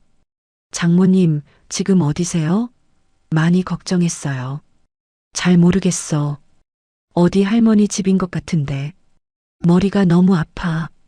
저는 연기를 계속했습니다. 지은이가 옆에서 엄지를 치켜 세웠어요. 잘하고 있다는 신호였죠. 제가 모시러 갈게요. 위치 좀 보내주실 수 있어요? 민석이가 물었습니다. 저는 지은이를 쳐다보았어요. 지은이가 미리 정해둔 장소 주소를 종이에 써서 보여주었습니다. 원주역 앞이래. 여기 할머니가 거기까지 데려다 준대. 알겠어요. 1시간 안에 갈게요. 거기서 기다리세요. 전화가 끊어졌습니다. 저는 핸드폰을 내려놓고 긴 한숨을 내쉬었어요. 손바닥에 땀이 흥건했습니다. 잘하셨어요. 완전히 속은 것 같아요. 지은이가 말했습니다. 하지만 저는 마음이 놓이지 않았어요. 그놈이 그렇게 쉽게 속을까? 불안한 마음을 애써 눌렀습니다. 1시간 뒤 저는 원주역 앞 벤치에 앉아 있었어요. 1월의 찬바람이 뺨을 때렸지만 추운 줄 몰랐습니다. 긴장 때문이었어요. 지은이는 근처 카페 유리창 쪽 자리에 숨어서 상황을 지켜보고 있었습니다. 무슨 일이 생기면 바로 경찰에 신고하기로 했어요. 제 옷 안쪽에는 녹음기가 붙어 있었습니다. 속옷 위에 테이프로 단단히 고정했어요. 버튼은 이미 눌러놓았습니다. 빨간 불이 깜빡이고 있었죠. 이제 그놈만 오면 돼. 역 앞은 사람들로 붐볐어요. 여행 가방을 끌고 가는 사람, 커피를 들고 걸어가는 직장인, 부모 손을 잡은 아이들. 평화로운 일상이었습니다. 저만 전쟁터에 나온 기분이었어요. 검은색 세단이 역 앞에 멈췄습니다. 민석이가 차에서 내렸어요. 여전히 깔끔한 코트 차림이었습니다. 얼굴에는 걱정스러운 표정이 가득했어요. 연기인지 진심인지 모르겠지만 이제는 그 표정이 역겹기만 했습니다. 어제까지만 해도 저 얼굴을 아들처럼 바라봤는데 지금은 악마의 얼굴로밖에 안 보여요. 장모님, 민석이가 달려왔습니다. 제 손을 잡으려 했어요. 저는 일부러 멍한 표정을 지었습니다. 눈초점을 흐리고 입을 반쯤 벌렸어요. 시장에서 가끔 보던 치매 걸린 노인들 표정을 떠올리며 연기했습니다. 민석아, 내가 왔구나. 근데 여기가 어디야? 저는 두리번거리며 물었습니다. 민석이의 눈이 반짝였어요. 속았다는 표정이었습니다. 괜찮으세요? 제가 모시고 갈게요. 민석이가 제 팔을 잡고 차 쪽으로 이끌었습니다. 저는 일부러 비틀거리며 따라갔어요. 차 문이 열리고 조수석에 앉았습니다. 민석이가 운전석에 올라탔어요. 차가 출발했습니다. 저는 창밖을 멍하니 바라보는 척했어요. 하지만 머릿속은 빠르게 돌아가고 있었습니다. 어떻게 자백을 유도하지? 무슨 말을 해야 그놈 입을 열 수 있을까? 장모님, 어제 왜 그러셨어요? 갑자기 도망가시고. 민석이가 물었습니다. 목소리는 부드러웠지만 눈빛은 날카로웠어요. 백미러로 저를 훔쳐보고 있었습니다. 잘 모르겠어. 무서웠어. 왜 무서웠는지는 기억이 안 나. 저는 고개를 저으며 대답했습니다. 민석이의 입꼬리가 살짝 올라갔어요. 안심한 표정이었습니다. 요즘 많이 힘드시죠? 소영이 없으니까. 민석이가 말했습니다. 소영이 이름이 나오자 심장이 덜컥했어요. 하지만 티내지 않으려고 애썼습니다. 소영이가 보고 싶어. 근데 소영이가 어디 갔지? 저는 일부러 헷갈리는 척했습니다. 눈동자를 이리저리 굴리고 손가락으로 허공을 더듬었어요. 민석이가 한숨을 쉬었습니다. 돌아가셨잖아요. 교통사고로. 6개월 전에요. 아, 맞아. 사고가 났지. 불쌍한 내 새끼. 저는 눈물을 글썽였습니다. 연기가 아니었어요. 진짜 눈물이었습니다. 딸 생각에 가슴이 찢어졌어요. 소영아, 엄마가 복수해줄게. 조금만 기다려. 근데 민석아, 저는 조심스럽게 입을 열었습니다. 심장이 미친 듯이 뛰었어요. 소영이 차가 왜 고장 났을까? 새 차였는데. 민석이의 어깨가 살짝 굳어졌습니다. 핸들을 잡은 손에 힘이 들어갔어요. 저는 그 반응을 놓치지 않았습니다. 글쎄요. 불량이었나 봐요. 민석이가 대답했습니다. 목소리가 조금 딱딱해졌어요. 누가 그러던데. 브레이크가 이상했대. 저는 슬쩍 떠보았습니다. 민석이가 백미러로 저를 쳐다보았어요. 그 눈빛이 차가워졌습니다. 누가 그래요? 몰라. 기억이 안 나. 누가 그랬는지. 저는 얼버무렸습니다. 민석이가 다시 전방을 바라보았어요. 하지만 분위기가 달라졌습니다. 긴장감이 감돌았어요. 차가 어느새 도심을 벗어나고 있었습니다. 창밖으로 논밭이 보였어요. 인적이 드문 시골길이었습니다. 지은이랑 약속한 루트가 아니었어요. 원래 시내 카페에서 내리기로 했는데 저는 불안해졌습니다. 핸드폰을 꺼내 지은이한테 연락하려고 했어요. 민서가 어디 가는 거야? 좋은 데 가요. 장모님 쉬실 곳이요. 민석이의 목소리가 달라졌습니다. 부드러움이 사라지고 차가운 톤이었어요. 저는 등골이 서늘해졌습니다. 뭔가 잘못됐어. 들킨 건가? 집에 가고 싶어? 내 집에. 집은 나중에 가요. 먼저 가실 때가 있어요. 민석이가 말을 끊었습니다. 저는 창문 밖을 보았어요. 길이 점점 좁아지고 있었습니다. 산속으로 들어가는 것 같았어요. 그때 민석이가 갑자기 차를 세웠습니다. 인적 없는 산길이었어요. 양옆으로 울창한 나무들이 서 있었습니다. 겨울이라 잎이 다 떨어져 앙상한 가지만 남아 있었어요. 스산한 풍경이었습니다. 도로에는 우리 차 말고 아무것도 없었어요. 저는 심장이 쿵쾅거렸습니다. 지은이한테 위치를 알려줘야 하는데 핸드폰을 만지작거렸지만 민석이가 눈치챌 것 같았어요. 장모님, 민석이가 저를 똑바로 바라보았습니다. 그 눈빛에서 가면이 완전히 벗겨져 있었어요. 아까 브레이크 얘기 누가 했어요? 목소리가 낮고 위협적이었습니다. 저는 침을 꿀떡 삼켰어요. 몰라. 정말 기억이 안 나. 거짓말하지 마세요. 민석이가 제 팔을 움켜잡았습니다. 아팠어요. 저는 비명을 삼켰습니다. 장모님 치매 아니시죠? 경찰서에서 그렇게 또렷하게 말씀하셨잖아요. 민석이가 비웃었습니다. 속은 척한 게 아니었어요. 처음부터 알고 있었던 거야. 덫을 놓은 건 내가 아니라 그놈이었어. 도간에 든 쥐가 된 건 바로 나였습니다. 등에서 식은땀이 흘러내렸어요. 내가 소영이를 죽였어? 저는 더 이상 연기하지 않았습니다. 이왕 들킨 거 똑바로 물어보기로 했어요. 민석이 눈을 똑바로 쳐다보며 물었습니다. 민석이의 입꼬리가 올라갔어요. 입가에 비열한 미소가 번졌습니다. 그래서 어쩔 건데요? 증거 있어요? 민석이가 비웃었습니다. 저는 녹음기를 떠올렸어요. 지금도 녹음 중이야. 계속 말하게 해야 해. 왜 그랬어?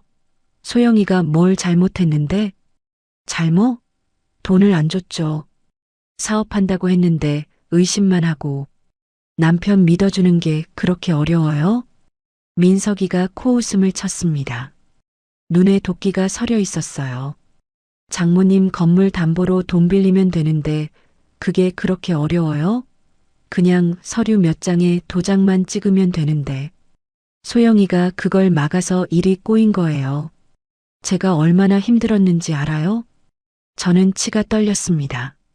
돈 때문에, 고작 돈 때문에 내 딸이 죽었어. 그래서 브레이크 호스를 잘랐어? 소영이 차는 제가 자주 만졌으니까 의심 안 받죠. 정비소 직원이 이상하게 볼 리도 없고요. 깔끔했어요. 민석이가 태연하게 말했습니다. 마치 날씨 얘기하듯이요.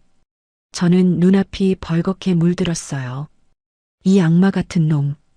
제 딸을 죽이고도 저렇게 웃을 수 있다니. 이제 장모님 차례예요. 민석이가 차 문을 열며 말했습니다. 밖으로 나오라는 것 같았어요. 저는 심장이 멎는 것 같았습니다. 여기서 죽는 건가? 소영이처럼. 어디 가려고? 요양원이요. 거기서 편하게 지내시면 돼요. 밥도 주고 약도 주고. 오래 안 걸려요. 한두 달이면 끝나요. 민석이가 웃었습니다. 그 웃음이 소름 끼쳤어요. 차가운 악마의 웃음 그 자체였습니다. 저는 녹음기가 제대로 잘 작동하고 있기를 빌었습니다. 제발, 제발, 이 모든 게 녹음되고 있기를. 내가 여기서 죽더라도 이 녹음만은 반드시 세상에 남아야 해. 민석이가 차에서 내려 제 쪽 문을 열었습니다. 팔을 붙잡고 억지로 끌어내렸어요. 소나기에 힘이 들어가 팔뚝이 아팠습니다. 저는 비틀거리며 차 밖으로 나왔어요. 발밑에 낙엽이 바스락거렸습니다. 주위는 온통 나무뿐이었어요. 겨울이라 잎이 다 떨어진 앙상한 나무들이 마치 묘지의 비석처럼 서 있었습니다. 소리를 질러도 아무도 들을 수 없는 곳이었어요. 차가운 바람이 뺨을 스쳤습니다. 여기서 뭐 하려고? 저는 떨리는 목소리로 물었습니다. 민석이가 트렁크를 열었어요. 안에서 삽을 꺼냈습니다. 녹슨 쇠삽이었어요. 저는 심장이 철렁 내려앉았습니다. 저걸로 뭘 하려는 거야? 설마. 온몸에 소름이 돋았어요. 원래 요양원 데려가려고 했는데 계획이 바뀌었어요. 민석이가 삽을 들고 저를 바라보았습니다. 눈빛이 차갑게 빛났어요. 삼날에 햇빛이 번뜩였습니다. 장모님이 자꾸 문제를 일으키시니까 깔끔하게 정리해야겠어요. 여기다 묻어버리면 아무도 못 찾아요.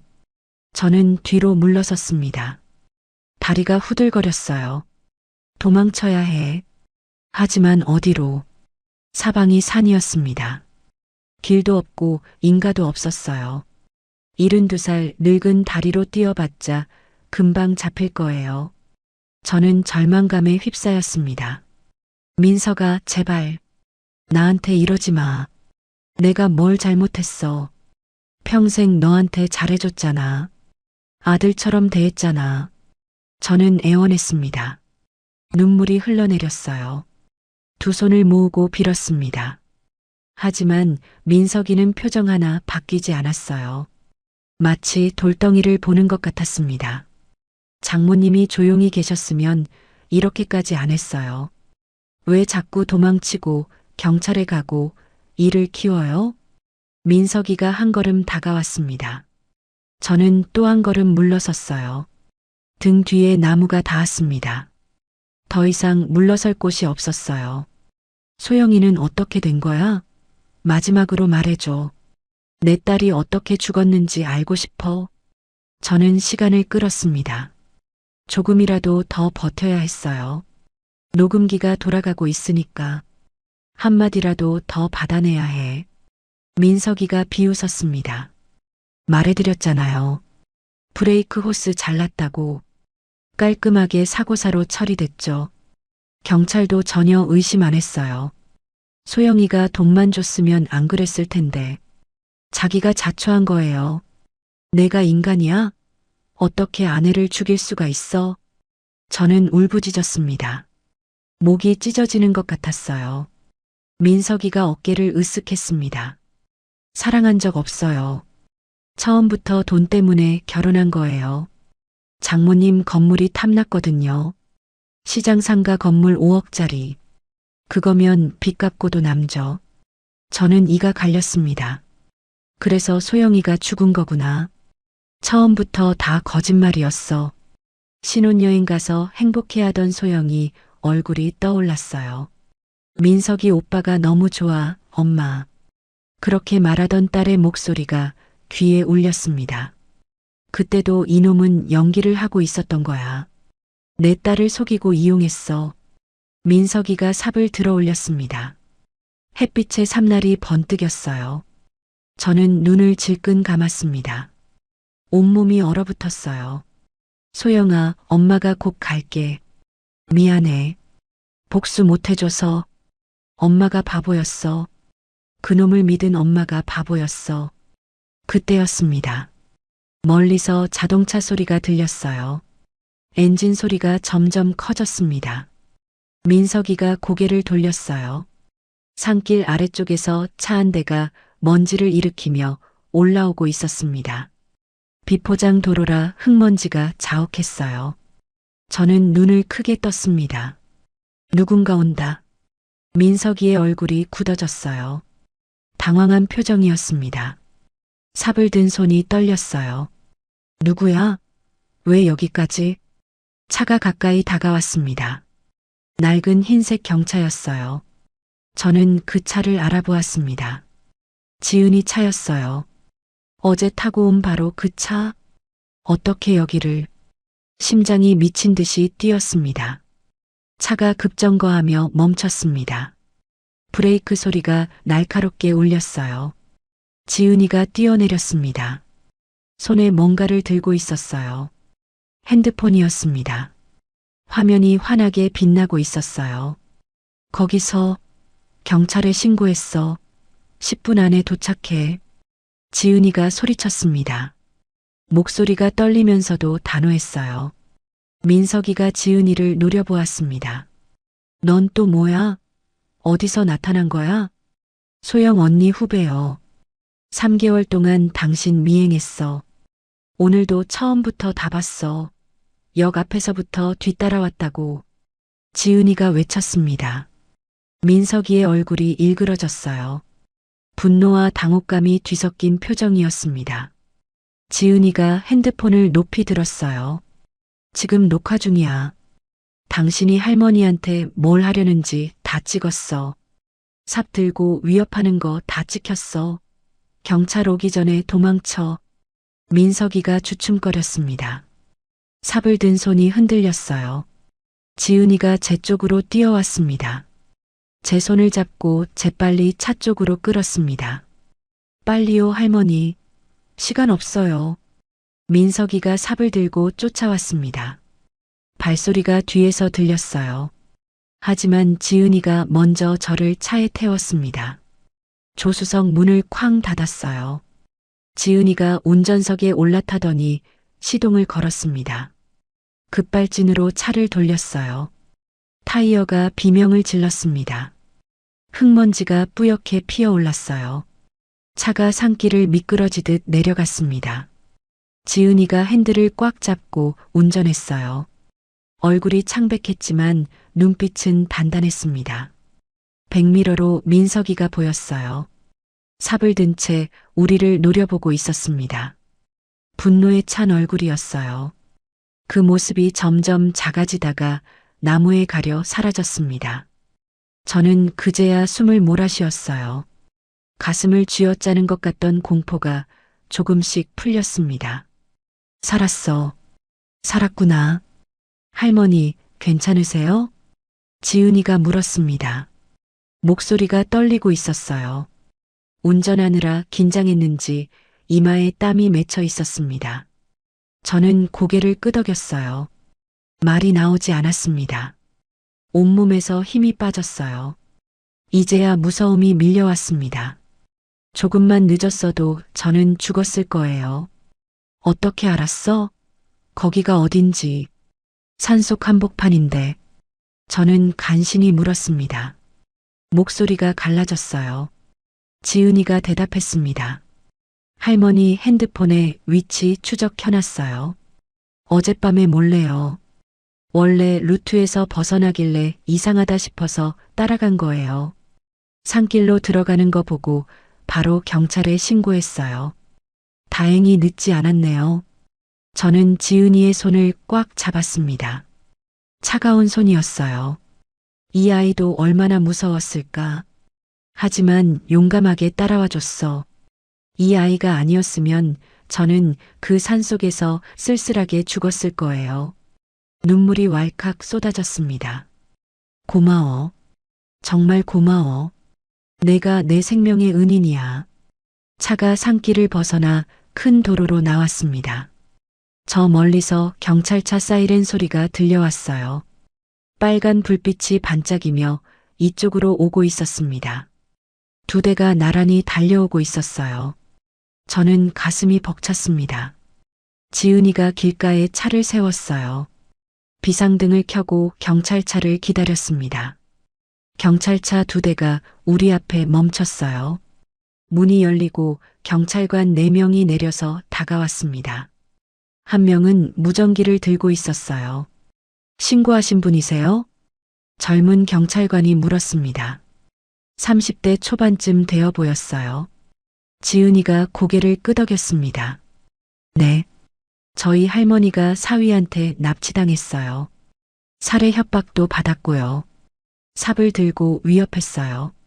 경찰관의 표정이 심각해졌습니다. 경찰관이 저를 바라보았습니다. 저는 떨리는 손으로 옷 안쪽을 더듬었어요. 속옷에 테이프로 붙여놓은 녹음기를 떼어냈습니다. 빨간 불이 여전히 깜빡이고 있었어요. 녹음이 계속되고 있었던 거예요. 다행이다. 정말 다행이야. 여기에 증거가 있어요.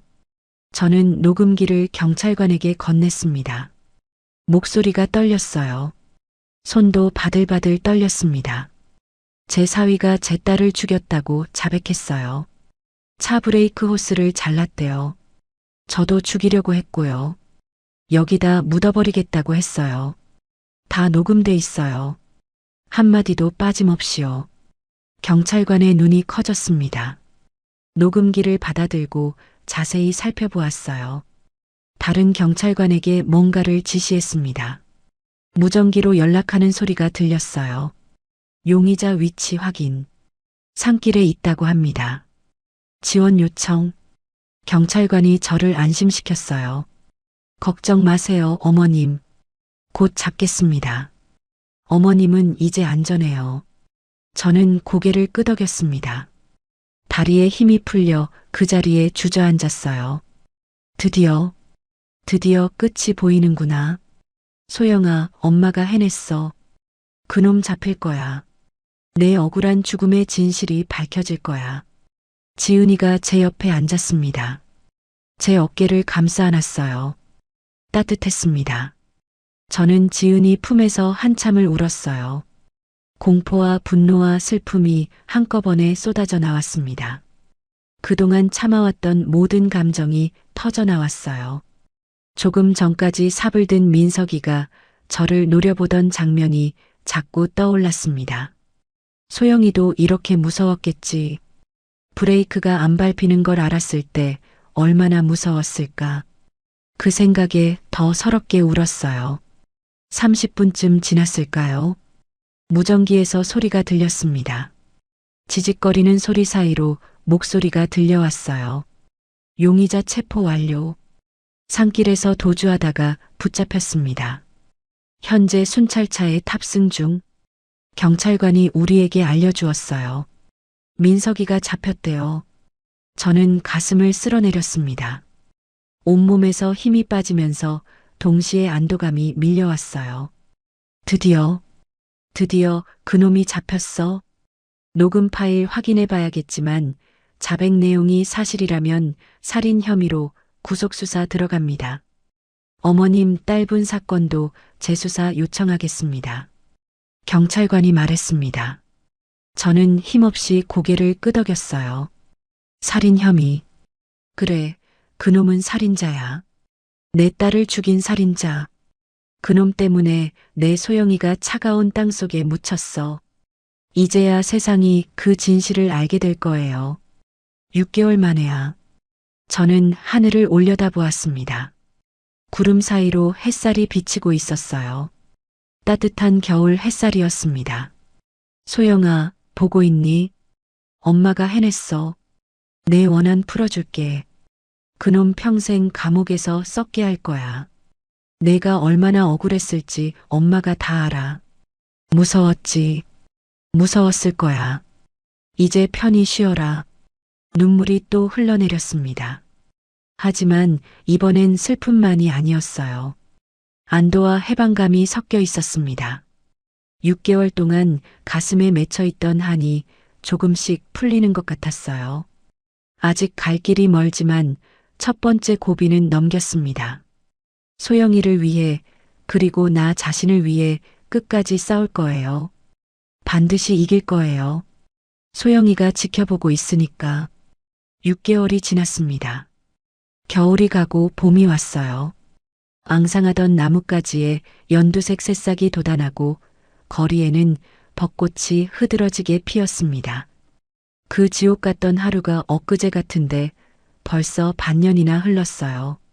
수사, 기소, 공판 준비, 정식 재판까지 6개월이 걸렸습니다. 길고 지친 시간이었어요. 저는 오늘 서울중앙지방법원에 갔습니다. 민석이의 선고, 공판이 있는 날이었어요. 4월의 따스한 햇살이 법원 건물에 내리쬐고 있었습니다.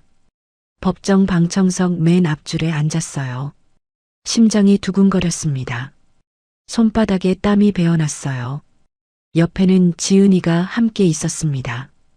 6개월 동안 이 아이가 제 곁을 지켜주었어요. 경찰 조사도, 검찰 조사도 함께 다녔습니다. 악몽을 꾸고 깨면 따뜻한 차를 끓여다 주었어요. 힘든 날에는 밤새 손을 잡아주기도 했습니다. 혼자였으면 절대 버티지 못했을 거예요. 지은이가 제 손을 꼭 잡았습니다. 괜찮으실 거예요, 할머니. 눈빛으로 말하는 것 같았어요. 민석이가 수갑을 차고 법정에 들어왔습니다.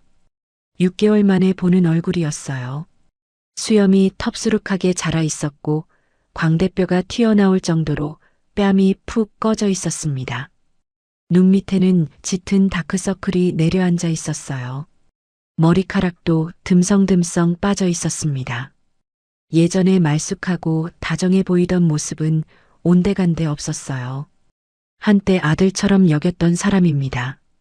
명절마다 용돈도 주고 맛있는 것도 해먹이고 소영이 잘 부탁한다고 신신당부했었죠. 신혼여행 사진 보여주며 행복하다고 웃던 날이 떠올랐어요.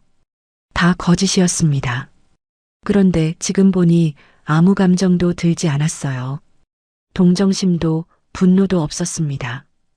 그냥 낯선 살인자일 뿐이었어요. 저와 눈이 마주쳤습니다. 민석이가 재빨리 고개를 돌렸어요. 끝까지 비겁하게. 재판장이 판결문을 읽기 시작했습니다.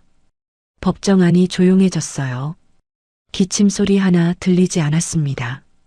피고인 최민석은 저 김소영을 살해한 혐의 및 장모 김옥자에 대한 살인미수 혐의로 유죄가 인정됩니다. 제 녹음 파일이 결정적 증거가 되었어요. 민석이가 직접 브레이크 호스를 잘랐다고 말한 부분, 돈 때문에 결혼했다고 말한 부분, 저를 산속에 묻어버리겠다고 협박한 부분까지요. 지은이가 핸드폰으로 녹화한 영상도 증거로 채택되었습니다. 검찰은 폐차장을 샅샅이 뒤져 소영이 찾아내도 찾아냈어요. 브레이크 호스에서 칼로 자른 흔적이 발견되었습니다. 변호인 측에서 아무리 발버둥 쳐도 소용없었어요. 피고인을 무기징역에 처합니다. 재판장의 선고가 떨어졌습니다. 방청석이 웅성거렸어요. 저는 눈물이 왈칵 쏟아졌습니다. 무기징역. 그놈이 평생 감옥에 갇히게 됐어요. 죽을 때까지 철창 안에서 살아야 합니다. 소영아, 들었니? 엄마가 해냈어. 그놈이 벌을 받게 됐어. 내 억울함이 풀렸어. 지은이가 제 손을 꽉 잡았습니다. 저도 지은이 손을 꽉 잡았어요. 서로의 눈에 눈물이 글썽였습니다. 6개월 동안 기다린 순간이었어요. 이 순간을 위해 버텨왔습니다. 민석이의 얼굴이 일그러졌어요. 벌떡 일어나 뭐라고 소리쳤습니다. 억울하다는 말이 들렸어요. 제가 함정에 빠뜨렸다고 악을 썼습니다. 하지만 교도관 2명이 양팔을 붙잡고 끌어냈어요. 민석이가 발버둥 치며 저를 노려보았습니다. 증오에 찬 눈빛이었어요. 그 눈빛이 저를 꿰뚫는 것 같았습니다. 하지만 더 이상 무섭지 않았어요. 저 눈빛이 더는 절 해칠 수 없으니까요. 철창 안에 갇힌 짐승일 뿐이에요. 철문이 쾅 닫히는 소리가 울렸습니다. 이제 정말 끝이었어요. 법원을 나오니 봄바람이 불어왔습니다. 따뜻했어요. 벚꽃 꽃잎이 바람에 날려 눈처럼 흩날렸습니다. 저는 크게 심호흡을 했어요. 6개월 동안 가슴을 짓누르던 무거운 돌덩이가 내려간 것 같았습니다. 하늘이 높고 파랬어요. 어제까지만 해도 회색빛이던 세상이 오늘은 색깔이 돌아온 것 같았습니다. 할머니, 끝났어요. 드디어 다 끝났어요. 지은이가 제 손을 꼭 잡았습니다. 눈가에 눈물이 글썽였어요. 이 아이도 3개월 동안 민석이를 미행하며 고생했죠. 경찰에 무시당하고 혼자 증거 모으고 저를 구하러 산소까지 달려왔어요. 저는 지은이를 꼭 안아주었습니다. 고마워. 내가 없었으면 오늘 이 자리에 못 왔을 거야. 그 산속에서 죽었을 거야. 저야말로요. 소영 언니 원수 갚아서 속이 시원해요. 우리는 법원 계단에 서서 한참을 부둥켜 안고 울었습니다. 지나가는 사람들이 쳐다보았지만 신경 쓰지 않았어요. 일주일 뒤 저는 소영이 묘지를 찾았어요. 지은이와 함께였습니다. 버스를 2번 갈아타고 1시간 반을 달려 경기도 외곽 공원묘지에 도착했어요. 4월의 햇살이 따사롭게 내리쬐고 있었습니다. 꽃집에서 해바라기를 샀어요. 밝고 큰 해바라기 5송이였습니다. 소영이가 어릴 때부터 좋아하던 꽃이었어요. 해처럼 밝게 웃는 꽃이라고 했었죠. 5살 때 유치원에서 해바라기 그림을 그려온 적이 있어요. 엄마, 이거 해바라기야. 나도 이렇게 밝게 웃을 거야. 그때 소영이 목소리가 아직도 귀에 생생합니다. 공원묘지 언덕을 올라갔어요. 봄이라 잔디가 파랗게 자라 있었습니다. 민들레가 노랗게 피어 있었어요. 소영이 묘 앞에 섰습니다. 묘비에 이름이 적혀 있었어요. 김소영, 1989년에서 2024년. 35살에 세상을 떠난 제 딸. 한창 꽃다운 나이에 남편 손에 죽었습니다. 저는 묘비 앞에 무릎을 꿇었어요. 풀이 축축했지만 신경 쓰지 않았습니다. 해바라기를 내려놓고 묘비를 쓰다듬었어요. 차가운 돌이었지만 딸을 어루만지는 것 같았습니다. 소영아, 엄마 왔어. 목소리가 떨렸습니다. 그놈 잡았어. 무기징역 받았어. 평생 감옥에서 나오지 못해. 내 억울함 이제 풀렸어. 엄마가 약속 지켰어. 눈물이 주르륵 흘러내렸어요. 엄마가 늦어서 미안해. 6개월이나 몰랐어. 그놈한테 속아서 내가 얼마나 억울했을까. 죽기 전에 얼마나 무서웠을까. 브레이크가 안 밟히는 걸 알았을 때 얼마나 무서웠을까. 그 생각하면 지금도 가슴이 찢어져. 엄마가 더 일찍 눈치챘어야 했는데. 엄마가 바보였어. 지은이가 옆에서 조용히 눈물을 흘렸습니다. 어깨가 들썩였어요.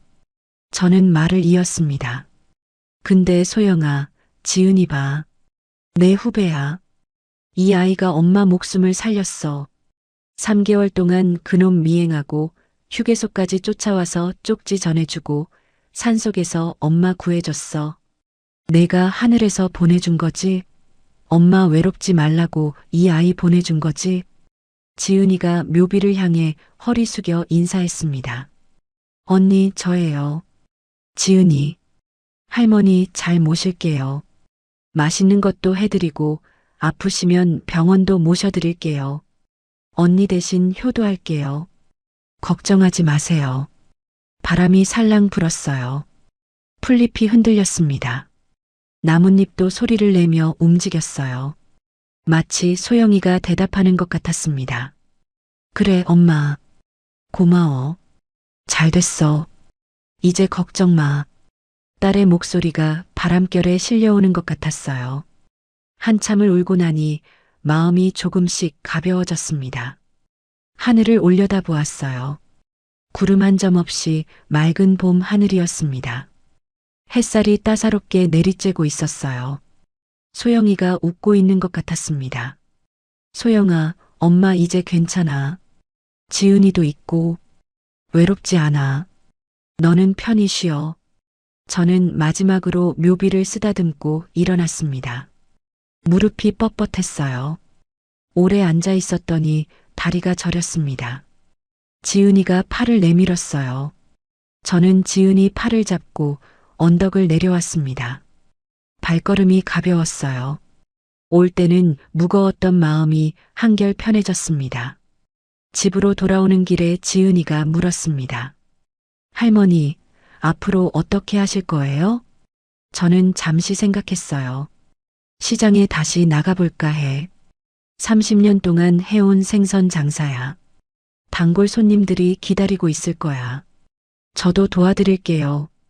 저 힘세요. 지은이가 팔뚝에 힘을 주며 웃었습니다. 저도 따라 웃었어요. 오랜만에 웃는 것 같았습니다. 저는 지은이 손을 잡았습니다. 지은아, 나랑 같이 살래? 혼자 그 좁은 원룸에서 살지 말고 우리 집에서 살아. 방 2개짜리 아파트야. 널널해. 지은이의 눈에서 눈물이 뚝뚝 떨어졌습니다. 정말요? 저 정말 그래도 돼요? 소영이가 하늘에서 부탁한 거라고 생각할게. 엄마 외롭지 말라고 널 보내준 거야. 내가 넷의 딸이야. 지은이가 제 품에 안겼습니다. 어깨가 들썩였어요. 딸을 잃었지만 딸 같은 아이를 얻었습니다.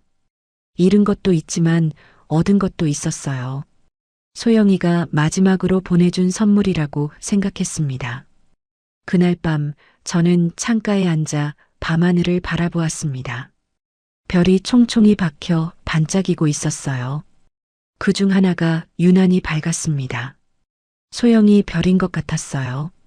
저는 그 별을 한참 바라보았습니다. 소영이가 저를 내려다보고 있는 것 같았어요. 잘 자, 소영아. 엄마도 잘 살게. 약속할게. 웃으면서 살게. 창밖으로 봄바람이 살랑 불어왔어요.